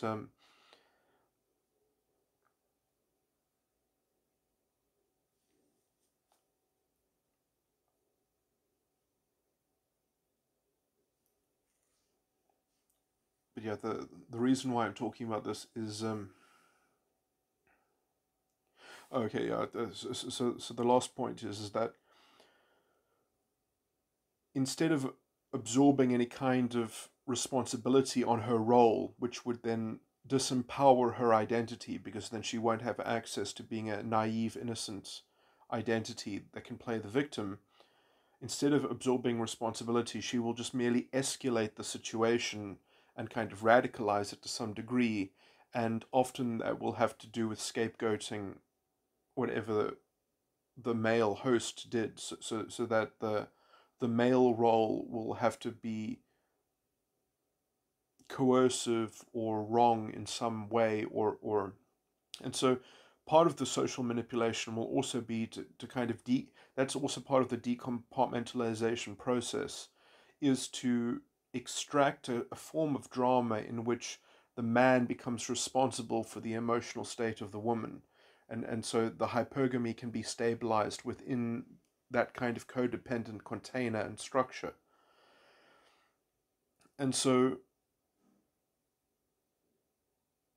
she's constantly trying to extract a sequence of events and a history which will make him be accountable for her state and her expectations, and therefore her expectations are underwritten by his integrity. Um, and then essentially there is this issue of essentially leveraging. She will often try to collect evidence of this, which will be in an ostensible form that is capable of being signaled to wider society. So it's sort of like, I don't care what you say to me, I need a ring on my finger. Like it's that kind of um, relying on very ostentatious social signals, so that he is cocooned within a web of social manipulation that he cannot escape. And when he wakes up, he's found out too late that the whole thing was a ploy, that the whole thing was a concerted series. I mean, I consider this to be a form of psychopathy in some sense. Um,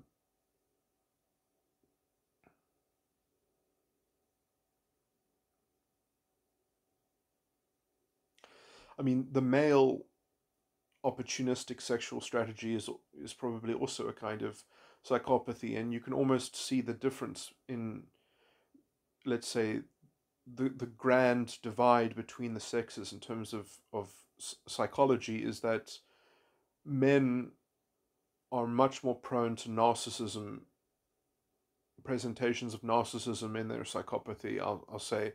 And I would say that women are prone to borderline psychopathy, is how I would flavor. I mean, a lot of people, only very recently was borderline classified and widely understood, and they still call it secondary psychopathy. I actually don't believe that it is secondary psychopathy. I believe it's primary psychopathy.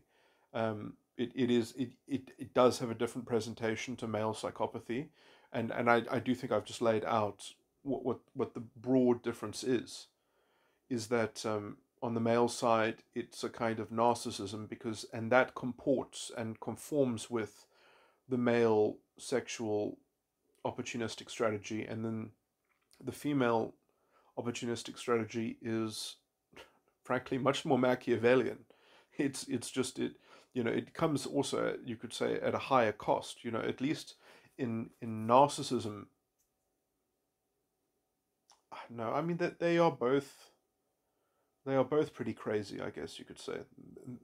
They are both pretty depraved and hollow in their own way. In some sense, I would say borderline is more sophisticated than narcissism. Um, the borderline internal structure is, I mean, it's in some sense it requires. I mean, I think people don't recognize borderline as being overtly psychopathic, because I think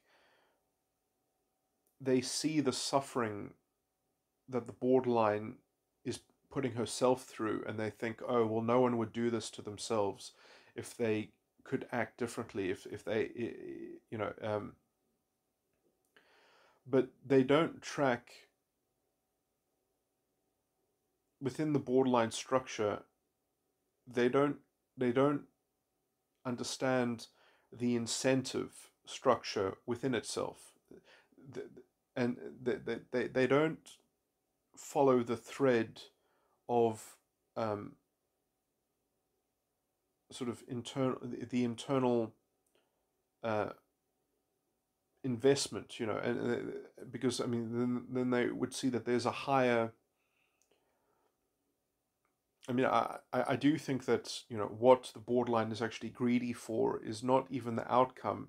It's the playing with the pawn. It's having a puppet to control.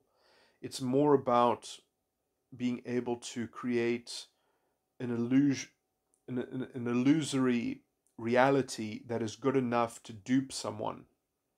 I think that is actually um,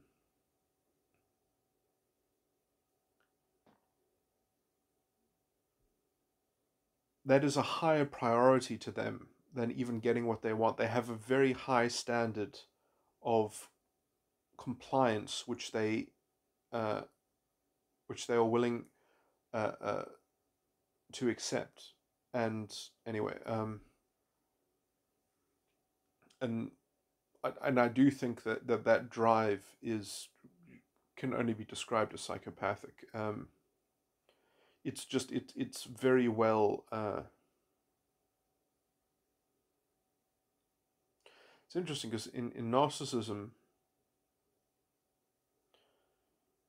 there is a very stable, solitary false self, whereas in borderline there are many many valences. There are many many masks, and these masks are kind of sewn together ad hoc, even to create new impressions of the self. The self is seemingly reinvented whenever it's convenient, whenever it's necessary to make progress in the greater scheme of social manipulation.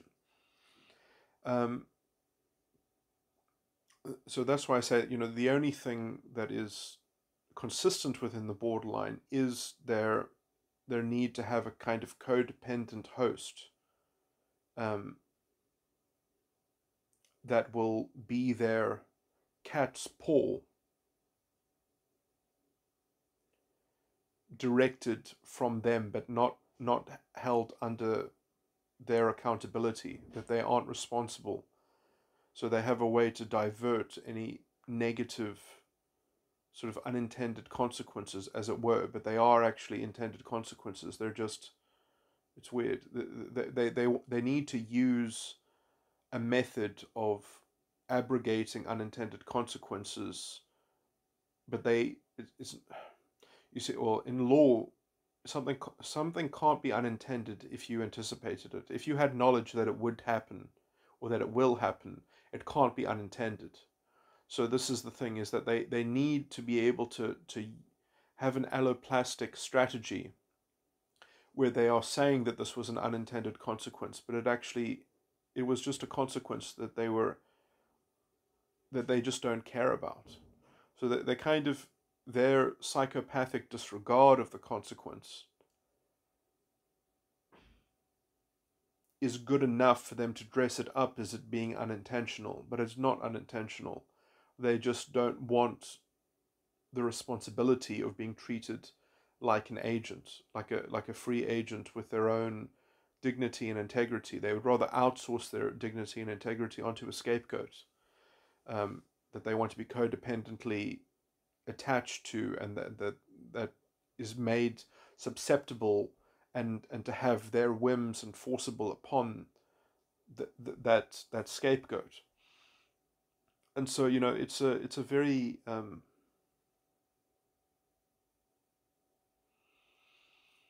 yeah, and essentially, because in human society there hasn't been enough sexual selection against women. That's the biggest problem that our species probably collectively suffers from, is that it was more important for the success of a particular group of humans that women were conserved, as in women were protected and men were made dispensable.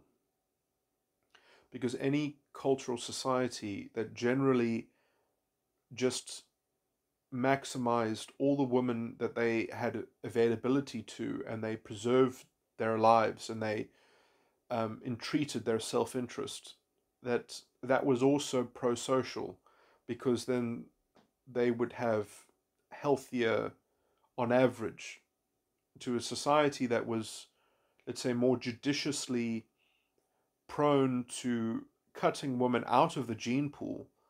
They were diminishing their competitive edge against other groups that wouldn't have that kind of invasive sexual selection against their own women.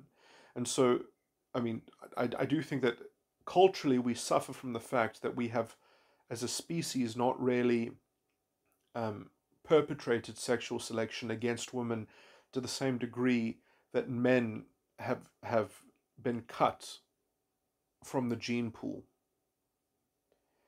And you know, that is, I mean, that's neither here nor there. But I mean, that's also just the.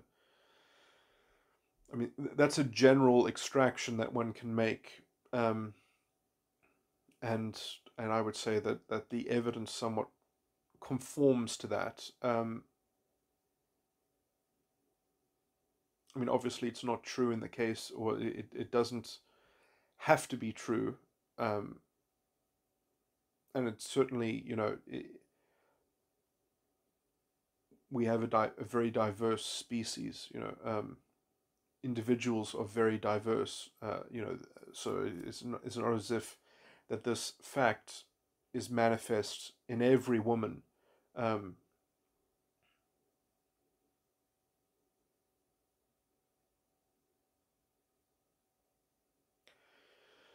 but let's say, colloquially, it does bring us into perhaps a very depressing fact, which is that, if the only way around this is, or if in a particular culture that has been overrun by hypergamy, how do you extricate yourself from it? And individuals can extricate themselves from it. And generally the the solution is, as it's colloquially called, well, just find a unicorn. Well, the problem is that unicorns are mythical, and very few. Basically, it means that very few of them exist. Unicorns do exist, but there are just very few of them. Um, and so, I mean, like, my solution is that, we need to get culture into a better state, so that there are more unicorns, so that unicorns start becoming, um, you know, the norm, as it were, or at least the cultural ideal or the cultural standard. Because I mean, right now we're maiming ourselves to a large degree. I mean, I think borderline personality disorder has probably never been worse than it is now, and this is not technology. This is culture.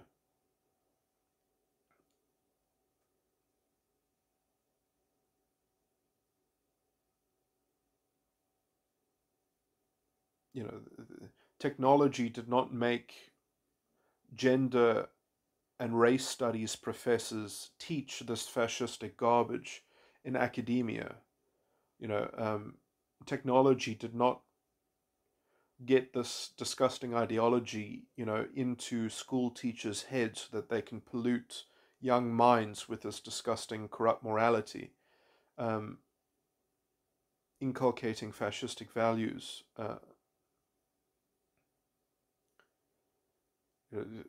Technology did not get sort of these race baiting politicians and radio presenters and sort of disgusting fascistic, politics type people.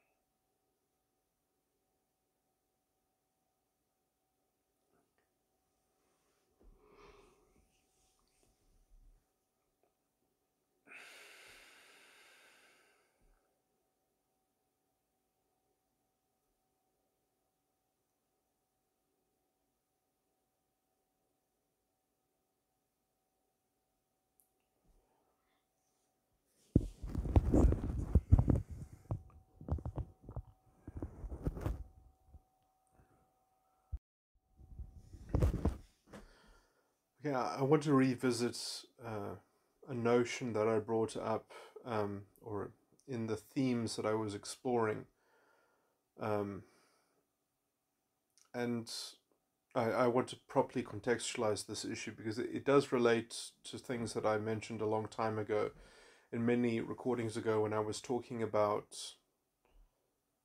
yeah, or I was giving a more detailed sort of developmental, um, explanation of how borderline personality disorder develops, for a young girl, for instance, in a kind of in the context of how the conventions surrounding sexuality gets sort of mapped onto a kind of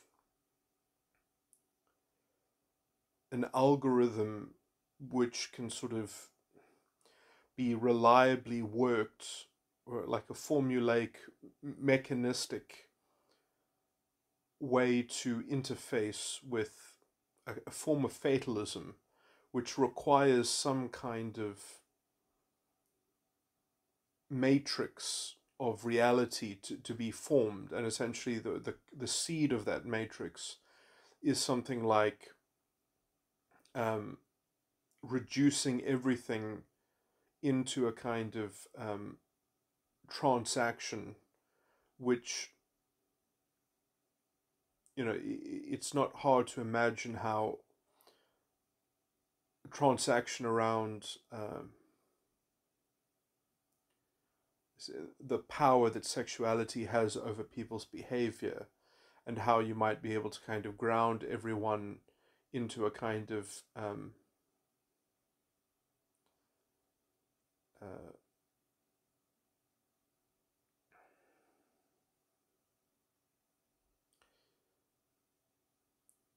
a role that um, facilitates a kind of I mean, it's I'm trying to conflate two concepts where sexual reproduction, in some sense, can almost symbolically be a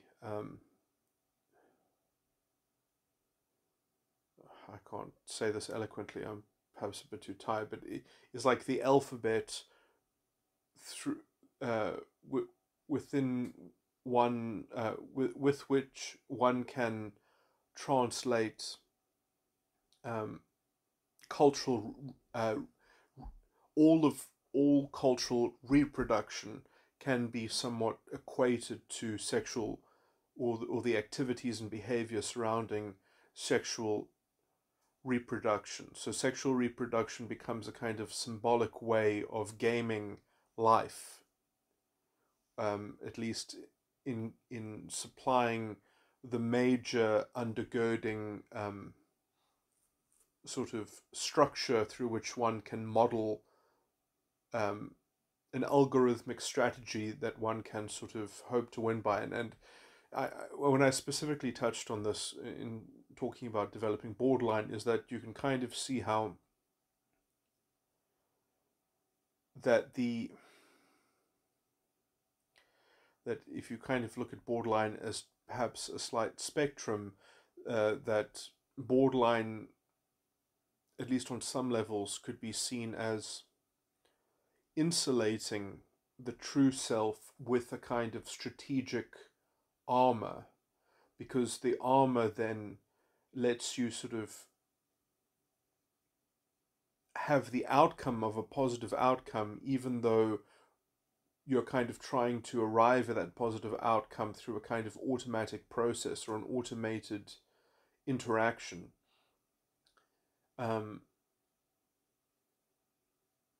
and then I even described how essentially borderline, or at least some elements of borderline, might have a happy ending if you can kind of repair the lack of development, or the lack of the development of an individual character, as it were. As so, in some sense, you can kind of imagine what borderline is borderline is a protective covering or a protective shell, because one is not capable of developing a healthy individuality, because the environment is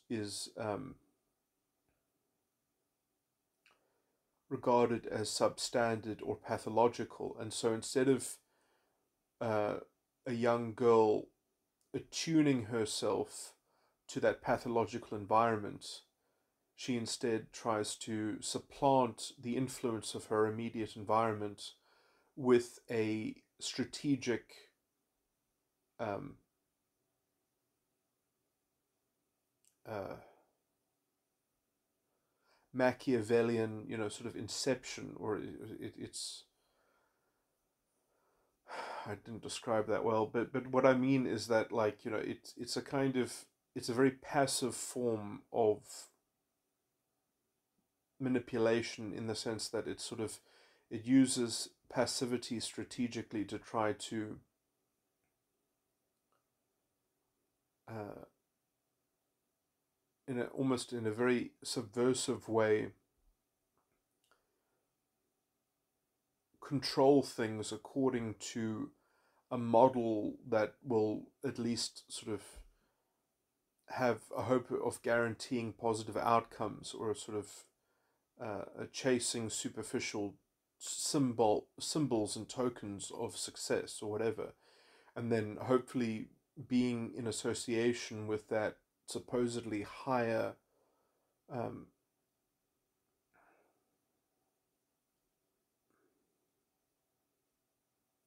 higher source of comfort or convenience, that then in that enriched state of sort of seeking success and seeking high status, um, that perhaps that would create enough cushioning in which one could sort of rehabilitate or reattune the lack of development. Um, that would be the kind of the ideal sort of happy ending in some sense. Um, that I can also imagine that borderline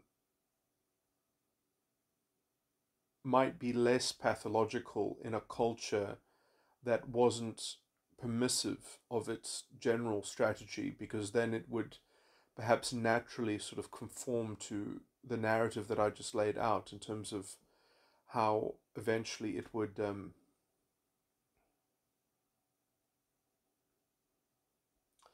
realize that the algorithm had no more efficacy, and so it might as well redevelop its missing, sort of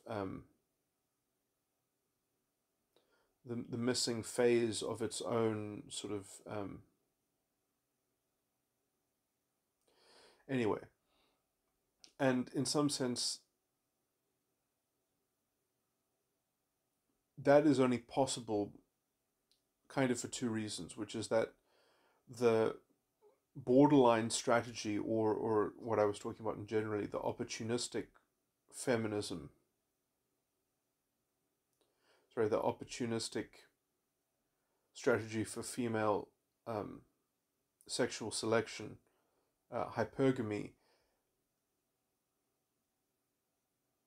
um, yeah, so I mean, yeah, actually, I think when I was talking about that, I was actually, in my earlier recordings, I was talking about hypergamy, how hypergamy essentially, which I guess is kind of like, I mean, it might be wrong to conflate that with borderline personality disorder, but to me, they share so much.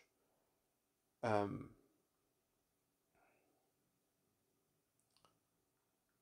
I think there is a huge overlap, but anyway, but I mean, that perhaps has to do with my construct of a hybridized sort of behavior of a kind of that conforms to an ideological sort of version of borderline personality disorder, but because it's sort of it's an ideological strategy, it can, once the narrative of that ideology has sort of run its course, or if that reaches a kind of a termination point, then it kind of is relinquished, and then there will be a gap in the behavior, there will be a gap in purpose or teleos or motivation, that then has to be um, there's to be a reprocessing, or a self-exploration, to sort of develop an internal locus of control, essentially, because the whatever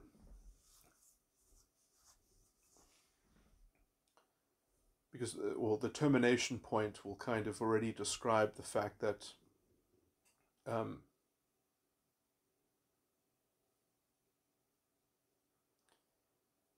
the termination point of the narrative will have already described the fact that the external locus of control that the narrative was centered around, or coalesced upon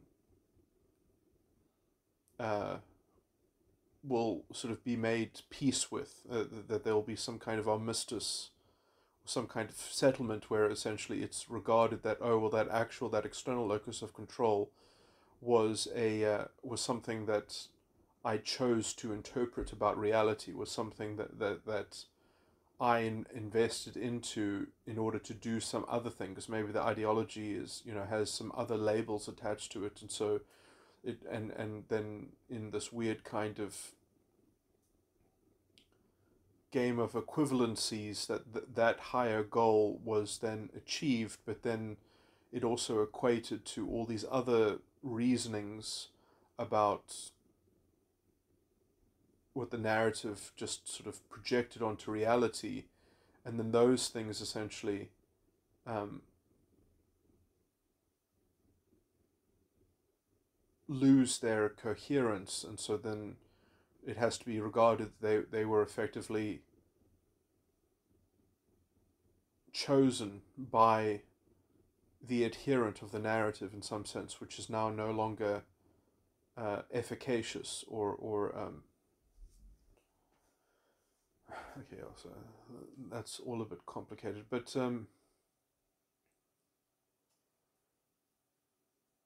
anyways, that could probably be described a bit more eloquently in terms of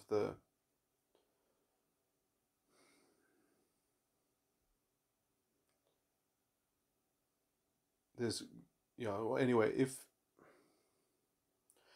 but I mean, obviously, in a culture in which the narrative never terminates, there's no opportunity for, let's say, growing up, um, and it's just sort of passing the baton of an external locus of control forward and sort of describing a more pernicious scapegoat that controls and influences. Anyway,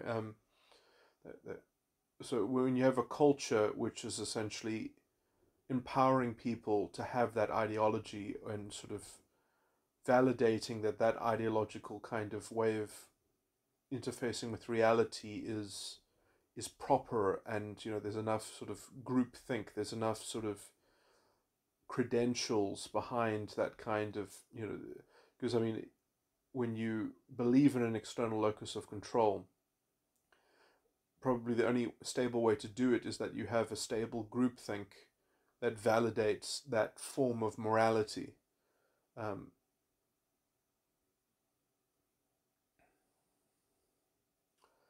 so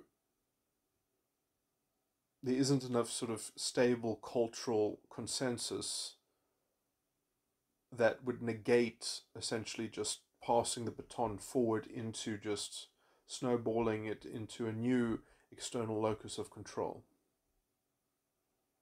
or at least or some kind of locus of control that uh, because I mean, some people might fall out of the ideology at some point also by realizing that even if they don't control conceptually the external locus of control, they do have certain things under their own accountability, under their own responsibility, that they, which have enough levers over that external locus, that sort of that have the power to completely mitigate that external locus of control. And so then essentially they have some accounting of a system that is under their control, which is at least equivalent to the power of the external locus of control. So they've actually developed some kind of counterbalance to the ideological narrative. Um, and then they sort of have a choice, in terms of how to maintain that kind of internal cognitive dissonance. Um, where they naturally have these two modes of relating to reality and to themselves, and they kind of flip between them, relying on the one when it's sort of convenient to do so, or when they feel threatened or whatever. So it's this kind of sort of comfortable, malleable um,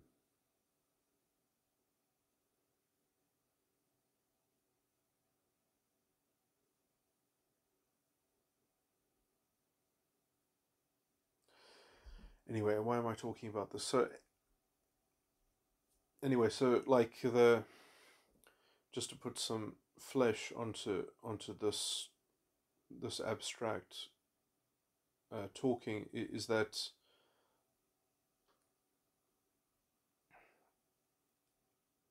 the theme that I brought up very recently in my recordings was that how essentially the two psychopathies of the two sexes, the kind of the borderline psychopathy versus the narcissistic psychopathy of men and the borderline psychopathy of women, are almost too conveniently related to gender roles, and most, I think, obviously related to what I've just roughly framed as the opportunistic sexual strategy for men and women. And so, the it is interesting that the two pathological aspects uh,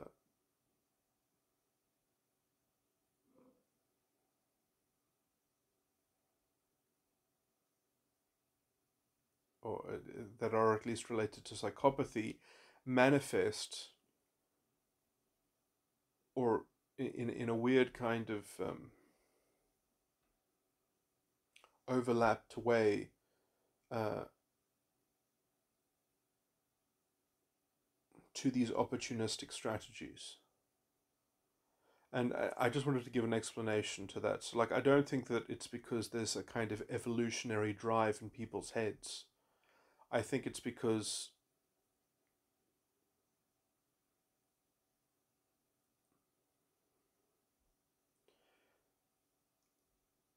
well, in some sense, it is because there's an evolutionary drive in people's heads, but in a secondary sense, or in the indirect sense, that there is a healthy form of sexuality which then can be gamed, and the generators of people who are trying to game it are these young children that are seeing it function in real time, perhaps also seeing some pathological elements to it, giving them ideas about how they could be gaming the system, or how they could imagine gaming the system. And so essentially, I think that sexuality or gender roles are in culture, and they roughly correspond to, let's just call them, successful sexual strategies. And then I guess successful sexual strategies can include the opportunistic and also, let's say, the more healthy um, strategies of operating within the sexual marketplace. And it's interesting because, I mean, there is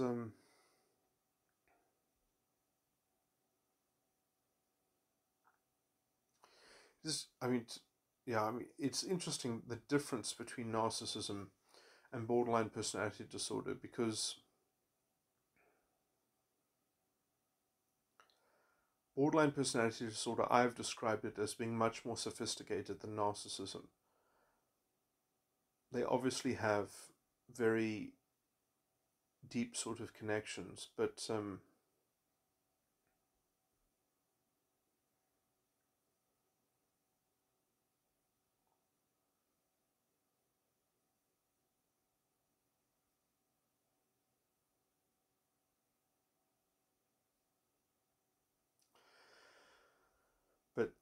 the actual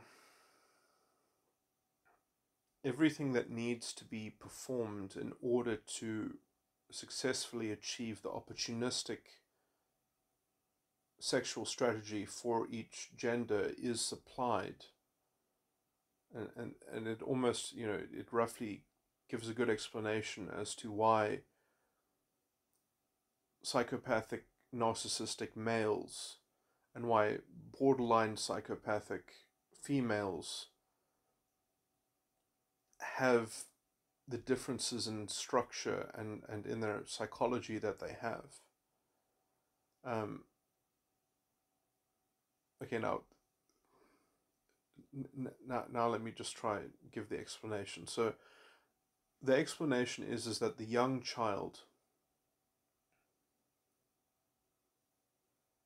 is reducing life into a kind of sexuality game, into a reduction of sexual success.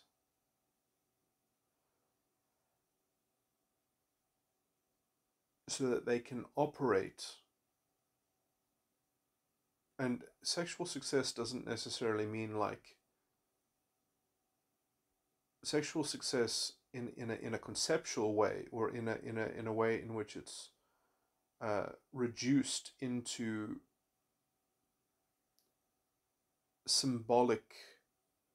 In some sense, sexual success, if it's actually going to be employed as a strategy that's going to be chased, that you're going to, as in you're going to chase after having sexual success, if you're going to pursue sexual success, it's not the same thing as achieving sexual success. It's about working out what factors need to be achieved.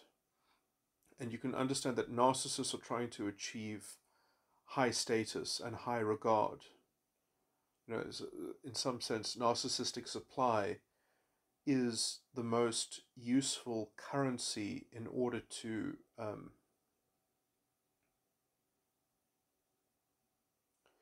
be able to perform well at the opportunistic male sexual strategy, which is to kind of impress as many people as possible,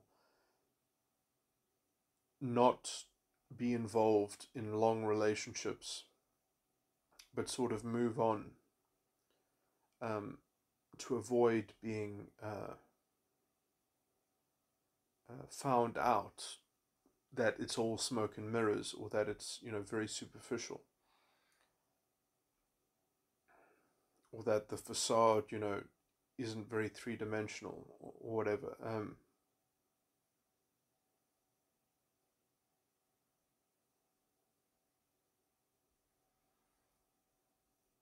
And that the borderline is obviously very prone to hypergamy, and to tracking traits that are attractive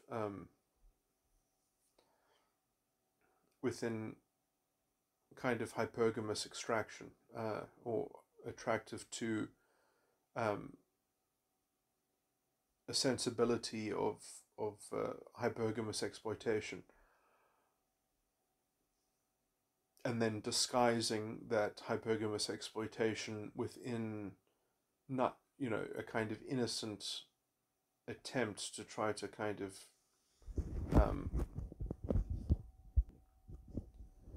and intention to perform the healthy female sexual strategy, or the non-pathological. So it's trying to kind of,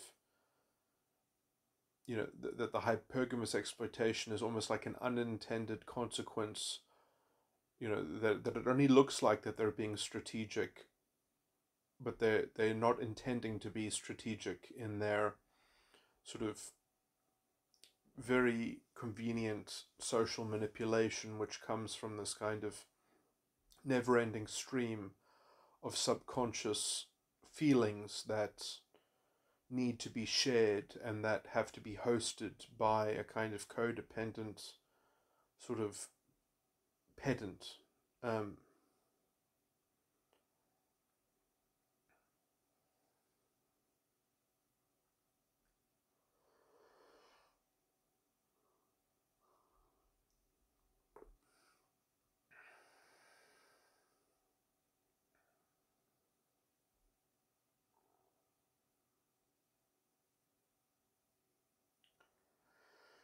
it's probably, it's weird because I mean, I guess it doesn't quite work, I think, on some, because it's weird. Hypergamy can actually only ever be successful in the long term if it eventually knows when to kind of give it a rest, to sort of to terminate its own algorithmic gaming of the system. I mean, it might be able to turn it on when opportunity sort of knocks, but it sort of, it can very threaten, it will very well threaten its own success of operating the hypergamous strategy if it can't sort of stop.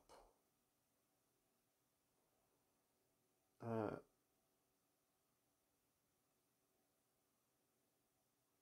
which is also like, that's almost like mortification within narcissism, because if you stop the strategy, you've already reduced all of life and sort of equated success in life in terms of winning at the strategy or using the strategy to extract success.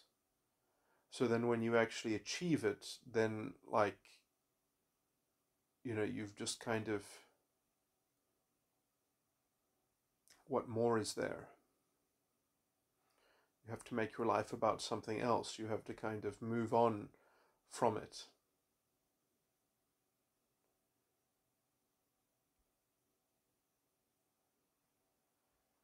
Yeah, I mean, I think that this is one of the elements in sort of the kind of cultural fascism that I've been describing, is that, I mean, hypergamy has always existed, but now it's kind of been hijacked by a kind of never-ending political project that if we strategically socially manipulate society to some extreme extent, that it will cleanse all problems, that if everything is prone to this kind of female strategy um, of control and exploitation for the pure and innocent um, outcome of being pandered to and having your subjective feelings catered to and absorbed by the host, that then the host is redeemed through its service to the sort of this devouring mother female energy. Um,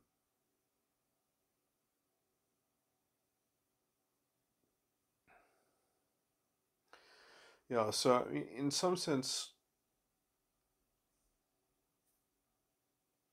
I mean, hypergamy is, it's weird. It, it just, I mean, there are asymmetries, but I mean, I guess the problem is that it really is so much more toxic and poisonous than even the male opportunistic strategy.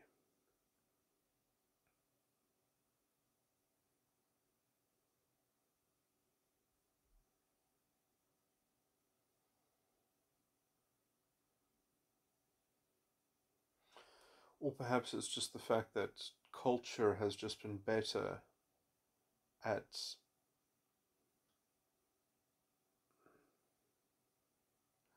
defining and condemning men that try to perpetrate the male opportunistic sexual strategy, that is regarded as a social evil, a cultural evil, and a kind of taboo, and it's sort of looked down on. Um, Whereas the female sexual opportunistic strategy is just kind of, you go girl, it's promoted. Um, but the the social norm and taboo for the male opportunistic strategy, uh,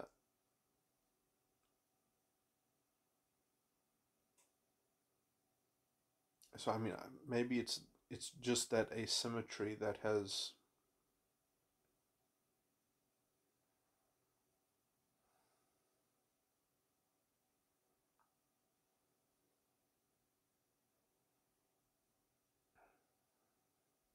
And it's almost as if women have been happy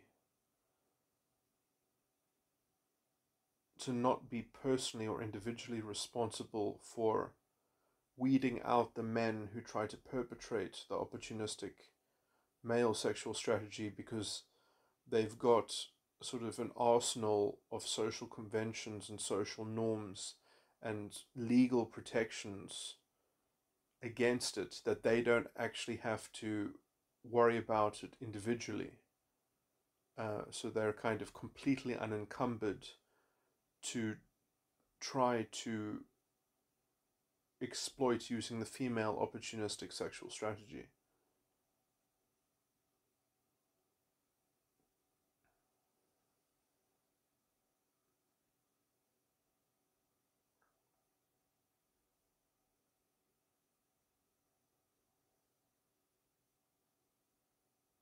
So culture has created this terrible, perverse incentive. Hmm.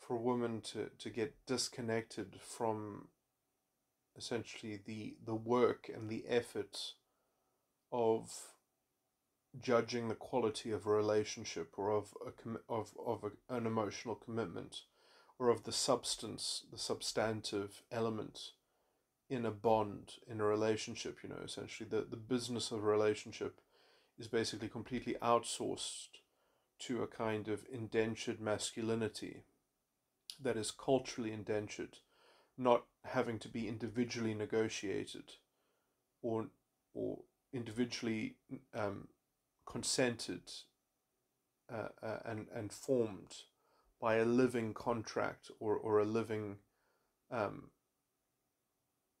union. Instead, it's just a union that is, if it ever exists, is sustained and contained within a kind of a cultural fabric, which is again made mostly from social conventions, and kind of the threat of those social conventions in the form of pressure and taboo, which and also legally enforced forms of extraction of support.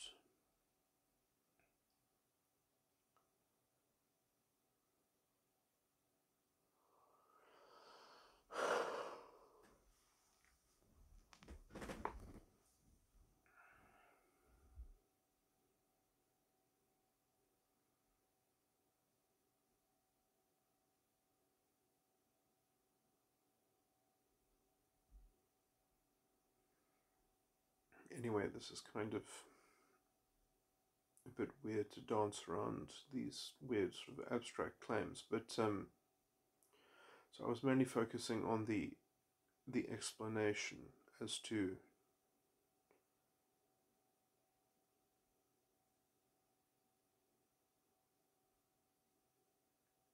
young children wanting to,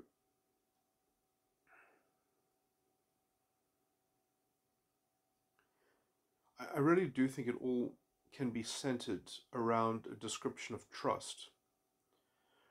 They it's too painful for them to trust things subjectively. They want a kind of objective version of trust, because their own immediate experience is too painful. They either have a dead mother, or they have uh, some other form of attrition, or sort of trauma and abuse, which Sam Vaknin points out, was only very recently started to be classified as exposure. Before, abuse could only ever be physical abuse. It was crazy. But anyway, abuse meant physical abuse, but now the definition has finally been expanded. Um,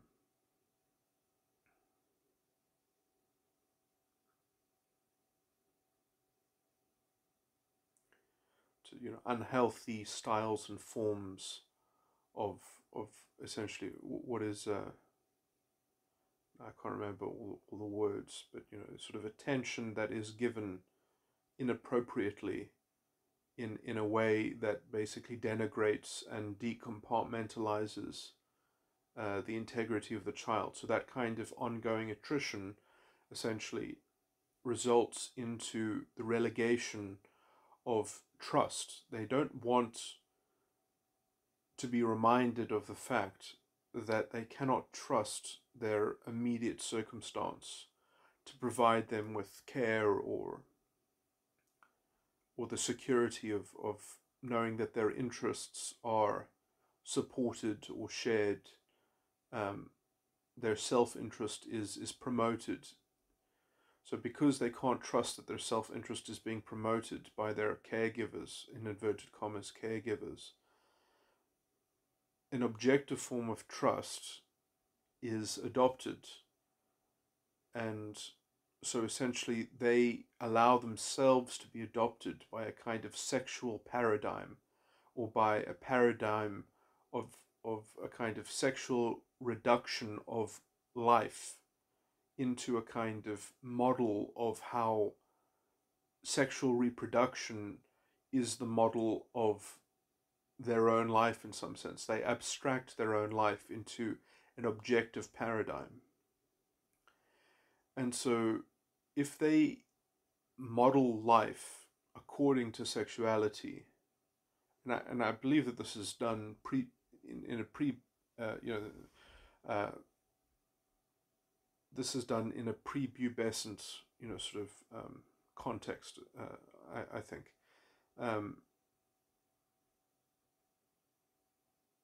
And I mean, you can kind of maybe, obviously the child isn't thinking, oh, this is sexual reproduction. They're just tracking interest. They're tracking attention. What do people give their attention to? What do people give their interest to? How do you secure someone's interest? And the male form of captivating interest and the female form of captivating interest, I do think, is gender rolled, and it is roughly gender rolled in such a way that eventually reveals that men must exude or possess certain qualities and features and attributes, and women must similarly have a different aura of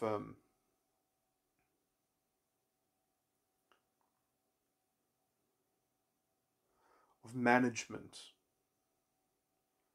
in order to maximize the attention and interest that is being catered to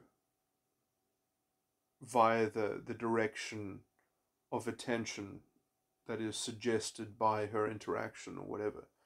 So, and it is interesting because essentially the female form of psychopathy, borderline, or the hypergamy is one of manipulation and control and power, but that is exerted from a valence of innocence and naivety.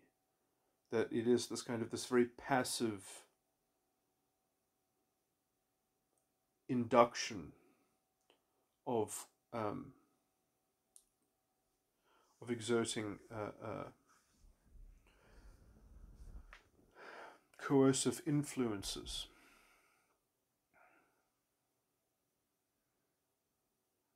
Of through insinuations and suggestions. So,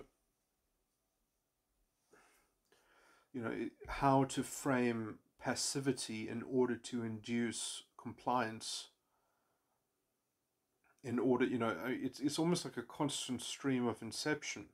And inception is very hard to perpetrate on people. The movie Inception, you have to make the other person come up with the idea themselves and believe that it was their idea. Perception is very hard to induce.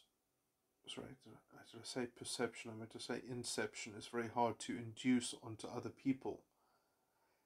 Except if you prepare them, if you decompartmentalize them, if you standardize them, if you find a way to kind of level the playing field and make it sort of ripe for manipulation. And you can see how then the tactics of borderline personality disorder try to find a kind of a break-even point where they have to hook someone, they have to drag them along on this hook, and in that process they have to kind of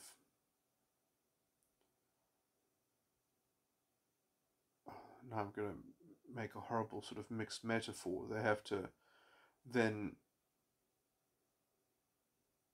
change the story of the hook, that actually, it was the fish's fault going after the hook or whatever, and they have to then change the story back again. Oh yeah, no, I did want to hook you, and I did lure you onto the hook, and then they change the story. It's sort of, you have to kind of go through a process of kind of leveling out, of a kind of confusion and clarity, back to confusion, back to clarity, where it becomes a kind of maddening process of destabilizing the structure in the target, in the host. Because only when sort of a point of exhaustion is reached will the host be weak enough, essentially, to allow themselves to absorb a kind of a narrative unquestioningly, and generally, I said, I used the example of a hook and a fish or whatever, but like in practice, what this usually is it's a form of chaos. It's a form of sort of emotional attrition, and often that emotional attrition will even be performed by the woman against herself, forcing the host or the would-be host to witness her beat herself up until the host puts themselves as a kind of intermediary, as a becomes an intercessor for regulating her own chaotic thoughts, until he makes himself responsible for her dysregulated thinking, when the fact is that her thinking is actually strategic. It's the emotions which appear dysregulated, but the thinking is actually Machiavellian. I've always argued that borderline women are not secondary psychopaths. They're actually primary psychopaths. They use inception, essentially. And they're addicted to this form of essentially baiting someone into this inception. Anyway, I'm not going to repeat that whole spiel, but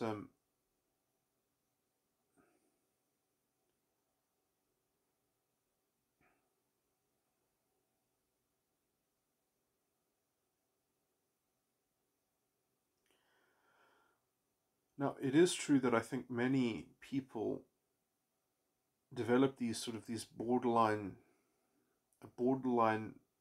repertoire that's not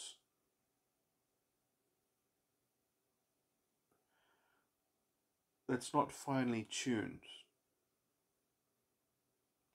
It's weird because there are definitely different species of borderline, and but there is one thing that sort of links them all together, and that is the manipulation and the control.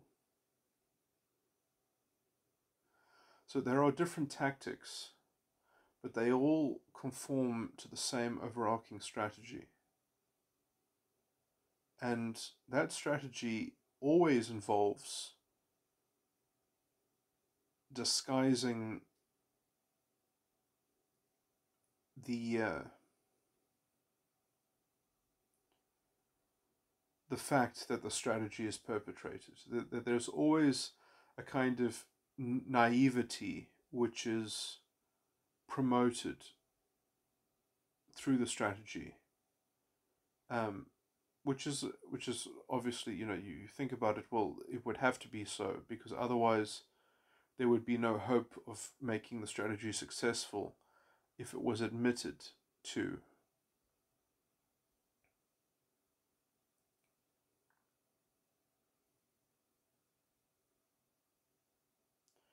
If it was openly divulged.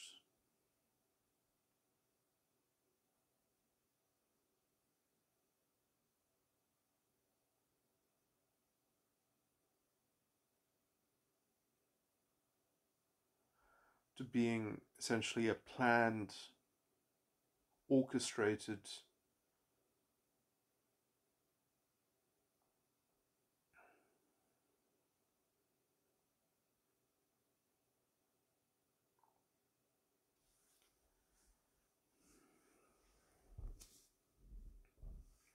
form of hedging. Because I mean, that's really how you have to understand it. Because it's a strategy that's almost hedged also on the fact that it never ends, and so you can't play that card that you admit that it's something that you're perpetrating. It has to be something that you are fundamentally, or it has to be projected as something that you are infected with.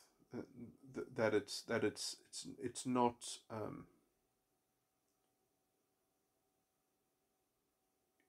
that it's automatically happening to you. That it's basically a condition.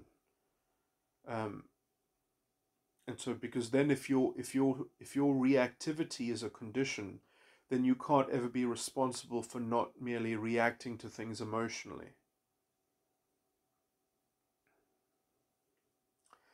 And it's very easy to see through it, because you can, when you start to distinguish that thinking and feeling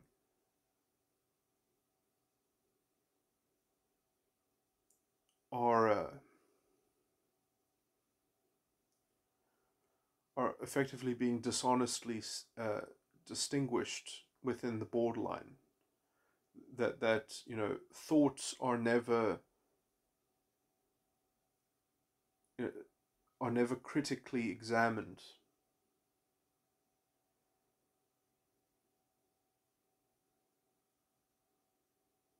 Their own thinking supposedly is never critically examined, because their own thinking is actually engaged in this Machiavellian um, strategic manipulation. And then their emotions are their cover story for the Machiavellian strategic deployment. And if they just commit to the emotional blackmail, essentially, then the emotional blackmail should eventually be absorbed by their host and believed. And even if the host complains that it's blackmail, it doesn't matter. It should still function. The blackmail should still be successful. So it doesn't matter, if even if, as long as they can force someone to capitulate to the act, it doesn't matter if the act is believed or not. It just matters if they extract the capitulation. Um, yeah. So that's really the evilness of what's going on.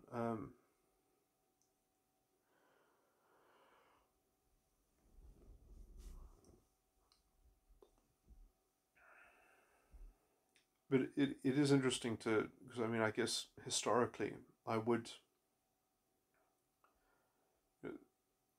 this all, I mean, some elements of this become a little bit unconscious because one forgets one's own belief structure.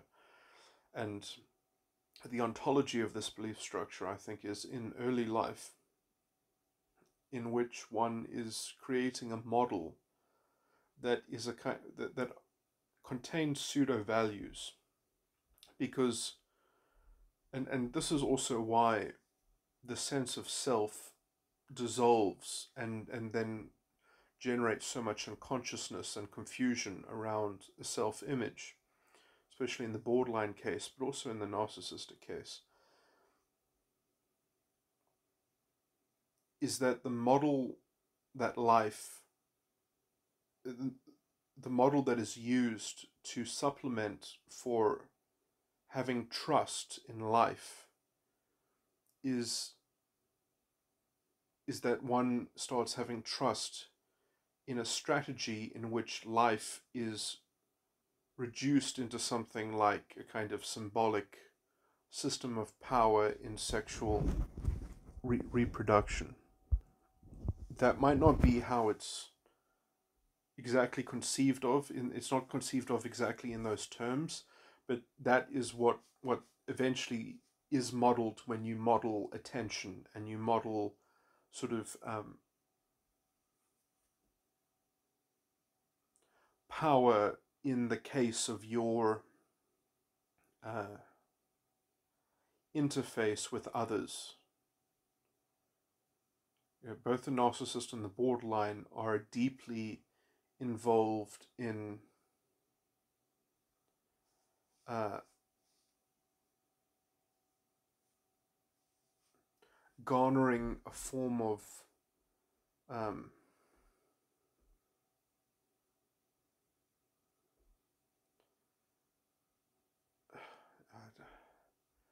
I can't actually say anything without it being without it being just way too vague and ultimately incorrect. So, what can I say?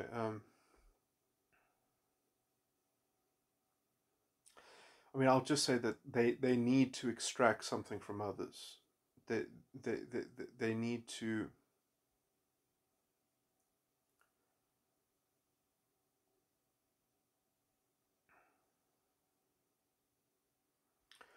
Something to do with projective identification. They need some kind of uh,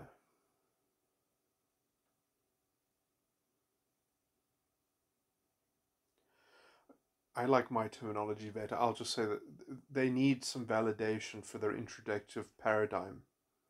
They need some lifeblood to power and fuel their introductive paradigm, and to keep it um, to keep its epistemology sort of energized from that external extraction. I'm just going to stop this recording because I'm afraid that I might run out of space. Okay, I'm going to continue now. So yeah, I mean when I talk about the introductive paradigm,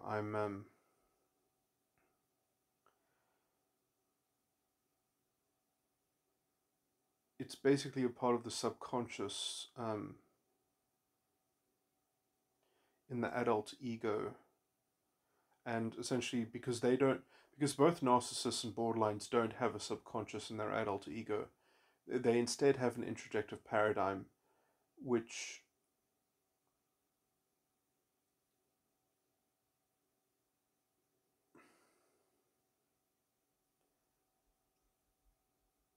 I'm trying to remember all the differences, but anyway, at least in the narcissist,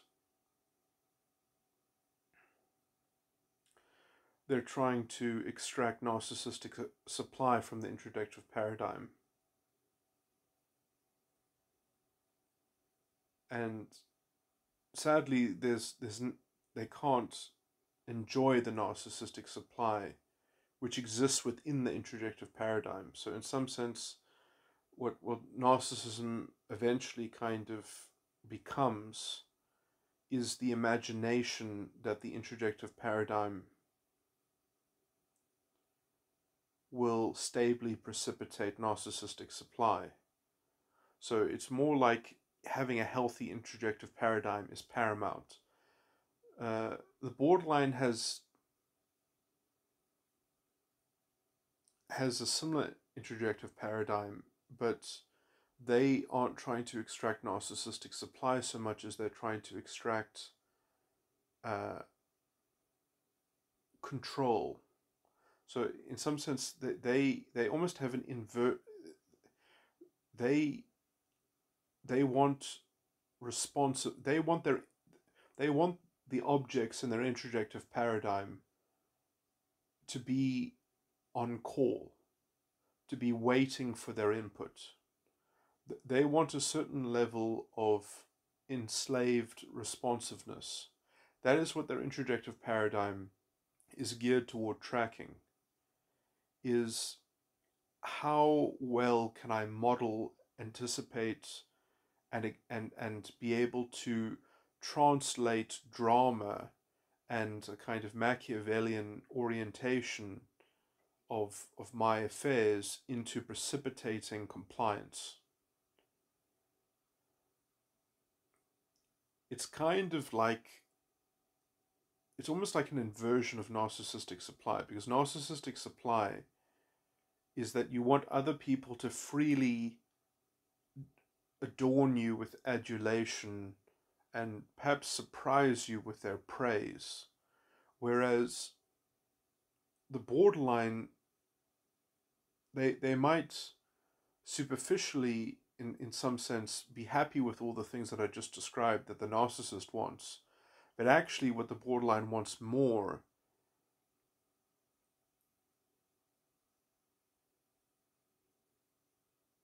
is to be able to depend on someone to delivering to them what they ask.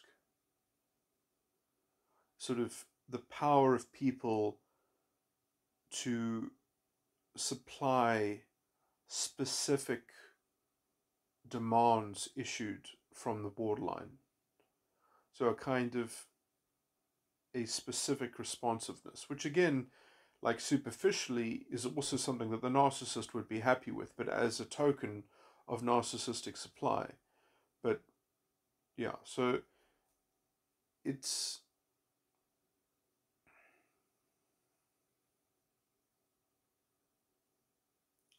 and this perhaps might also very well describe the attraction between the narcissist and the borderline,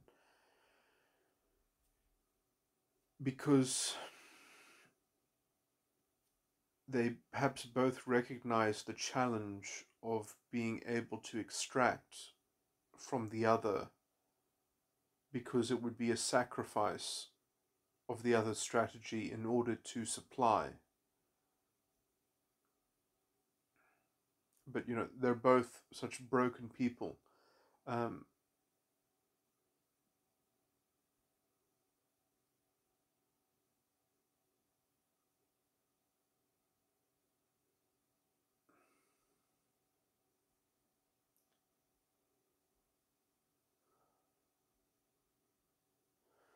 anyway, what else was I saying?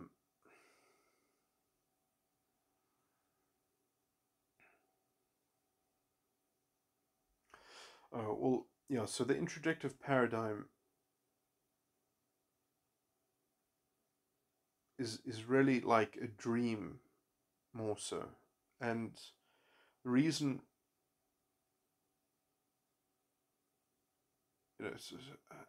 and then, and essentially the dream-like state then of their adult consciousness, which is kind of like, or which I've described as an introjective paradigm, it has to be grounded around other people. It has to be anchored by other people. It has to kind of envelop and be the atmosphere that other people are enmeshed in, because otherwise it's just purely fictitious. It's just purely exists in their head.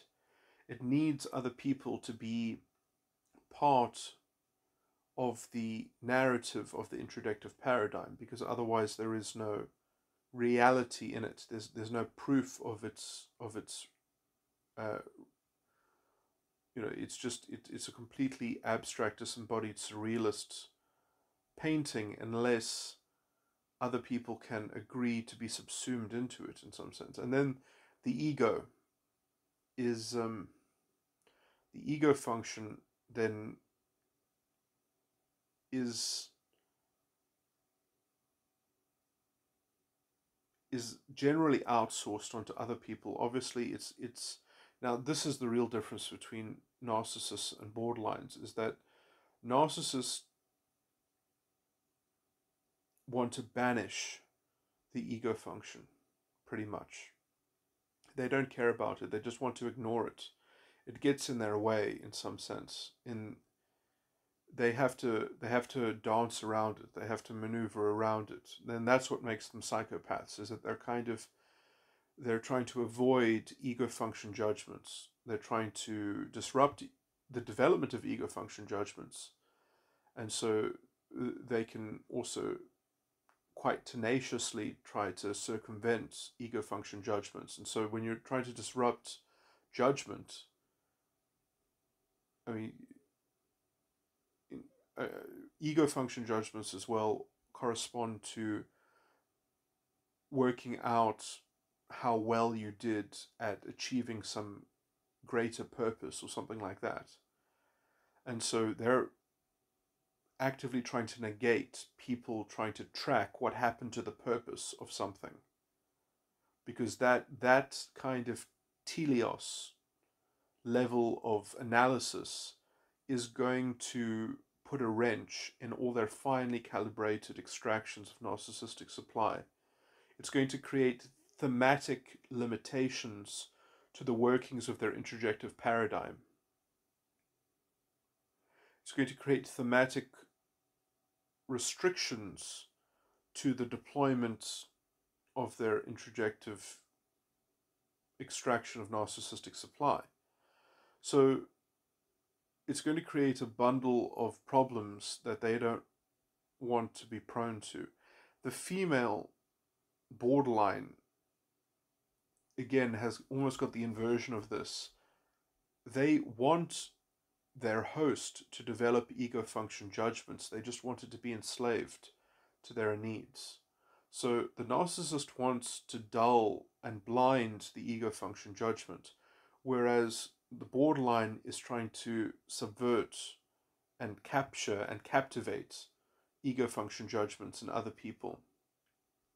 So the borderline has their eye fixed on the ego function judgment, and they actually are looking for a powerful ego function judgment to paternalize them, to become their parent.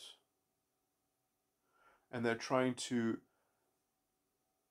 disrupt not the ego function judgment, they're trying to disrupt their host's subconscious. They're actually trying to destroy the subconscious of their host, of the other person's adult ego. They're trying to destroy or corrupt, rather, their subconscious, so that they share the introjective paradigm with the borderline,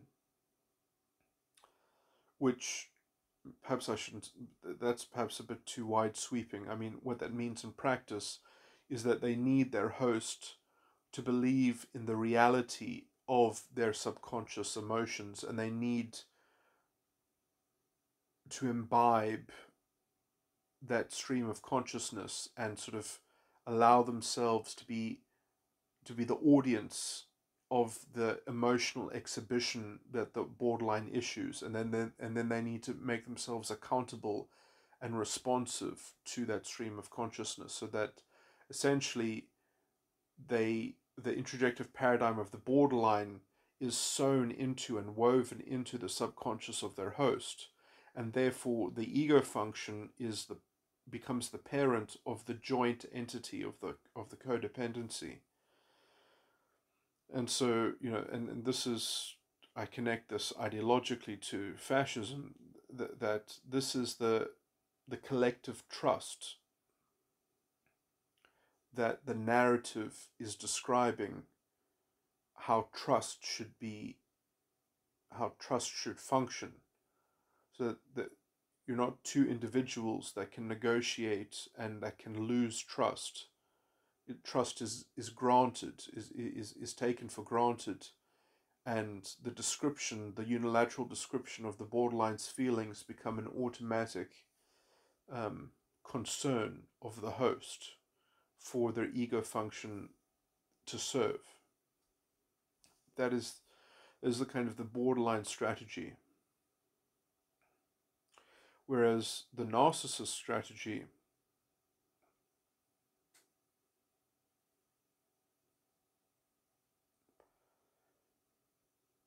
is interesting because the narcissist, in some sense, will momentarily advertise, oh, you should be interested in codependency. I might be offering that, or I am available for that, but then it never actually happens. So it's almost like a kind of chase, trying to precipitate someone to chase after them, while at the same time trousing their ego function judgment from realizing that it's never going to happen. Because, and again, it's interesting how this corresponds to the male opportunistic strategy of, develop a very intense bond that's somewhat superficial, that never sort of consummates in a kind of stable relationship, and then sort of run away, presumably, in the sexual strategy would be that, you get someone pregnant, and then you take off, uh, you leave town.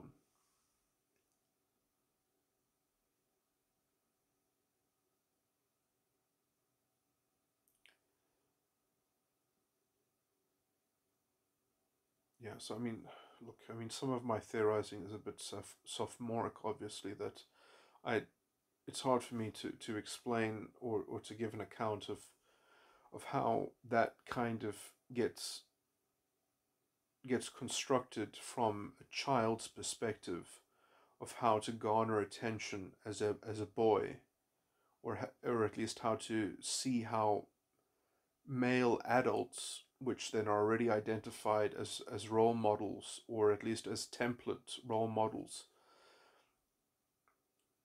operate successfully, in inverted commas, and what the optimum, kind of success would be for that classification of human, which they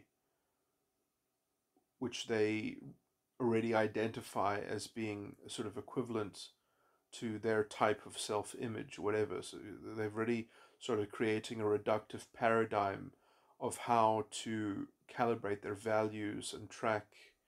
Um, Essentially, they need a laden value. They need a value-laden paradigm in order to create an objective form of trust, so that they can divorce themselves from a subjective uh,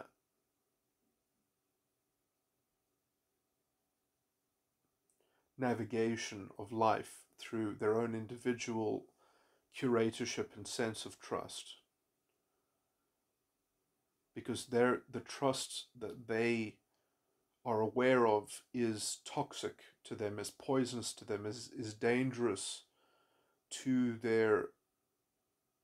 uh, their I'm just gonna say weird things, to their sour emotions. They don't want to sit with this sour uh, attrition and burden in their emotional body. They can already anticipate that if they were true to their inner child's judgment of reality, that their adult ego is going to be so deformed by its sour subconscious that it would be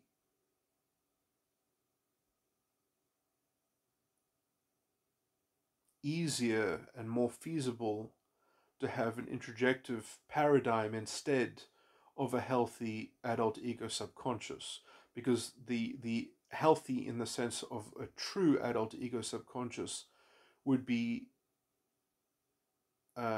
tortured. It would be a kind of a self-pity which um, would just be sort of distasteful. And so a paradigm of power that becomes a new source of tracking values in such a way that one can just track an objective reading of trust according to some kind of abstracted paradigm or model of reality that is a reduction of life itself.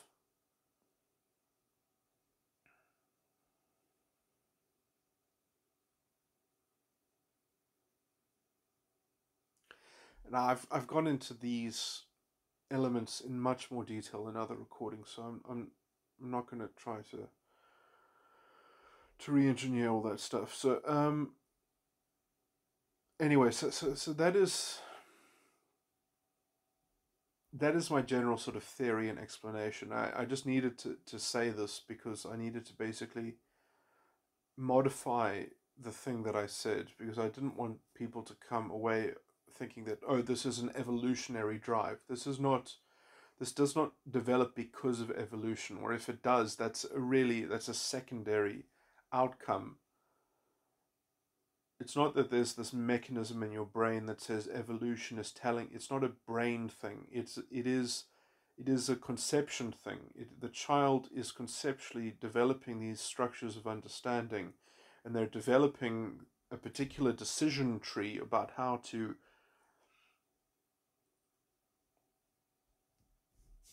and it just happens that these are sort of stable, these are prevalent strategies that are occurring within the context that we have.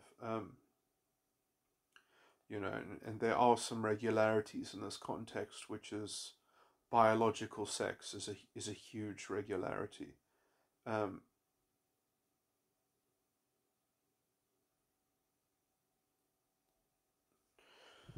okay.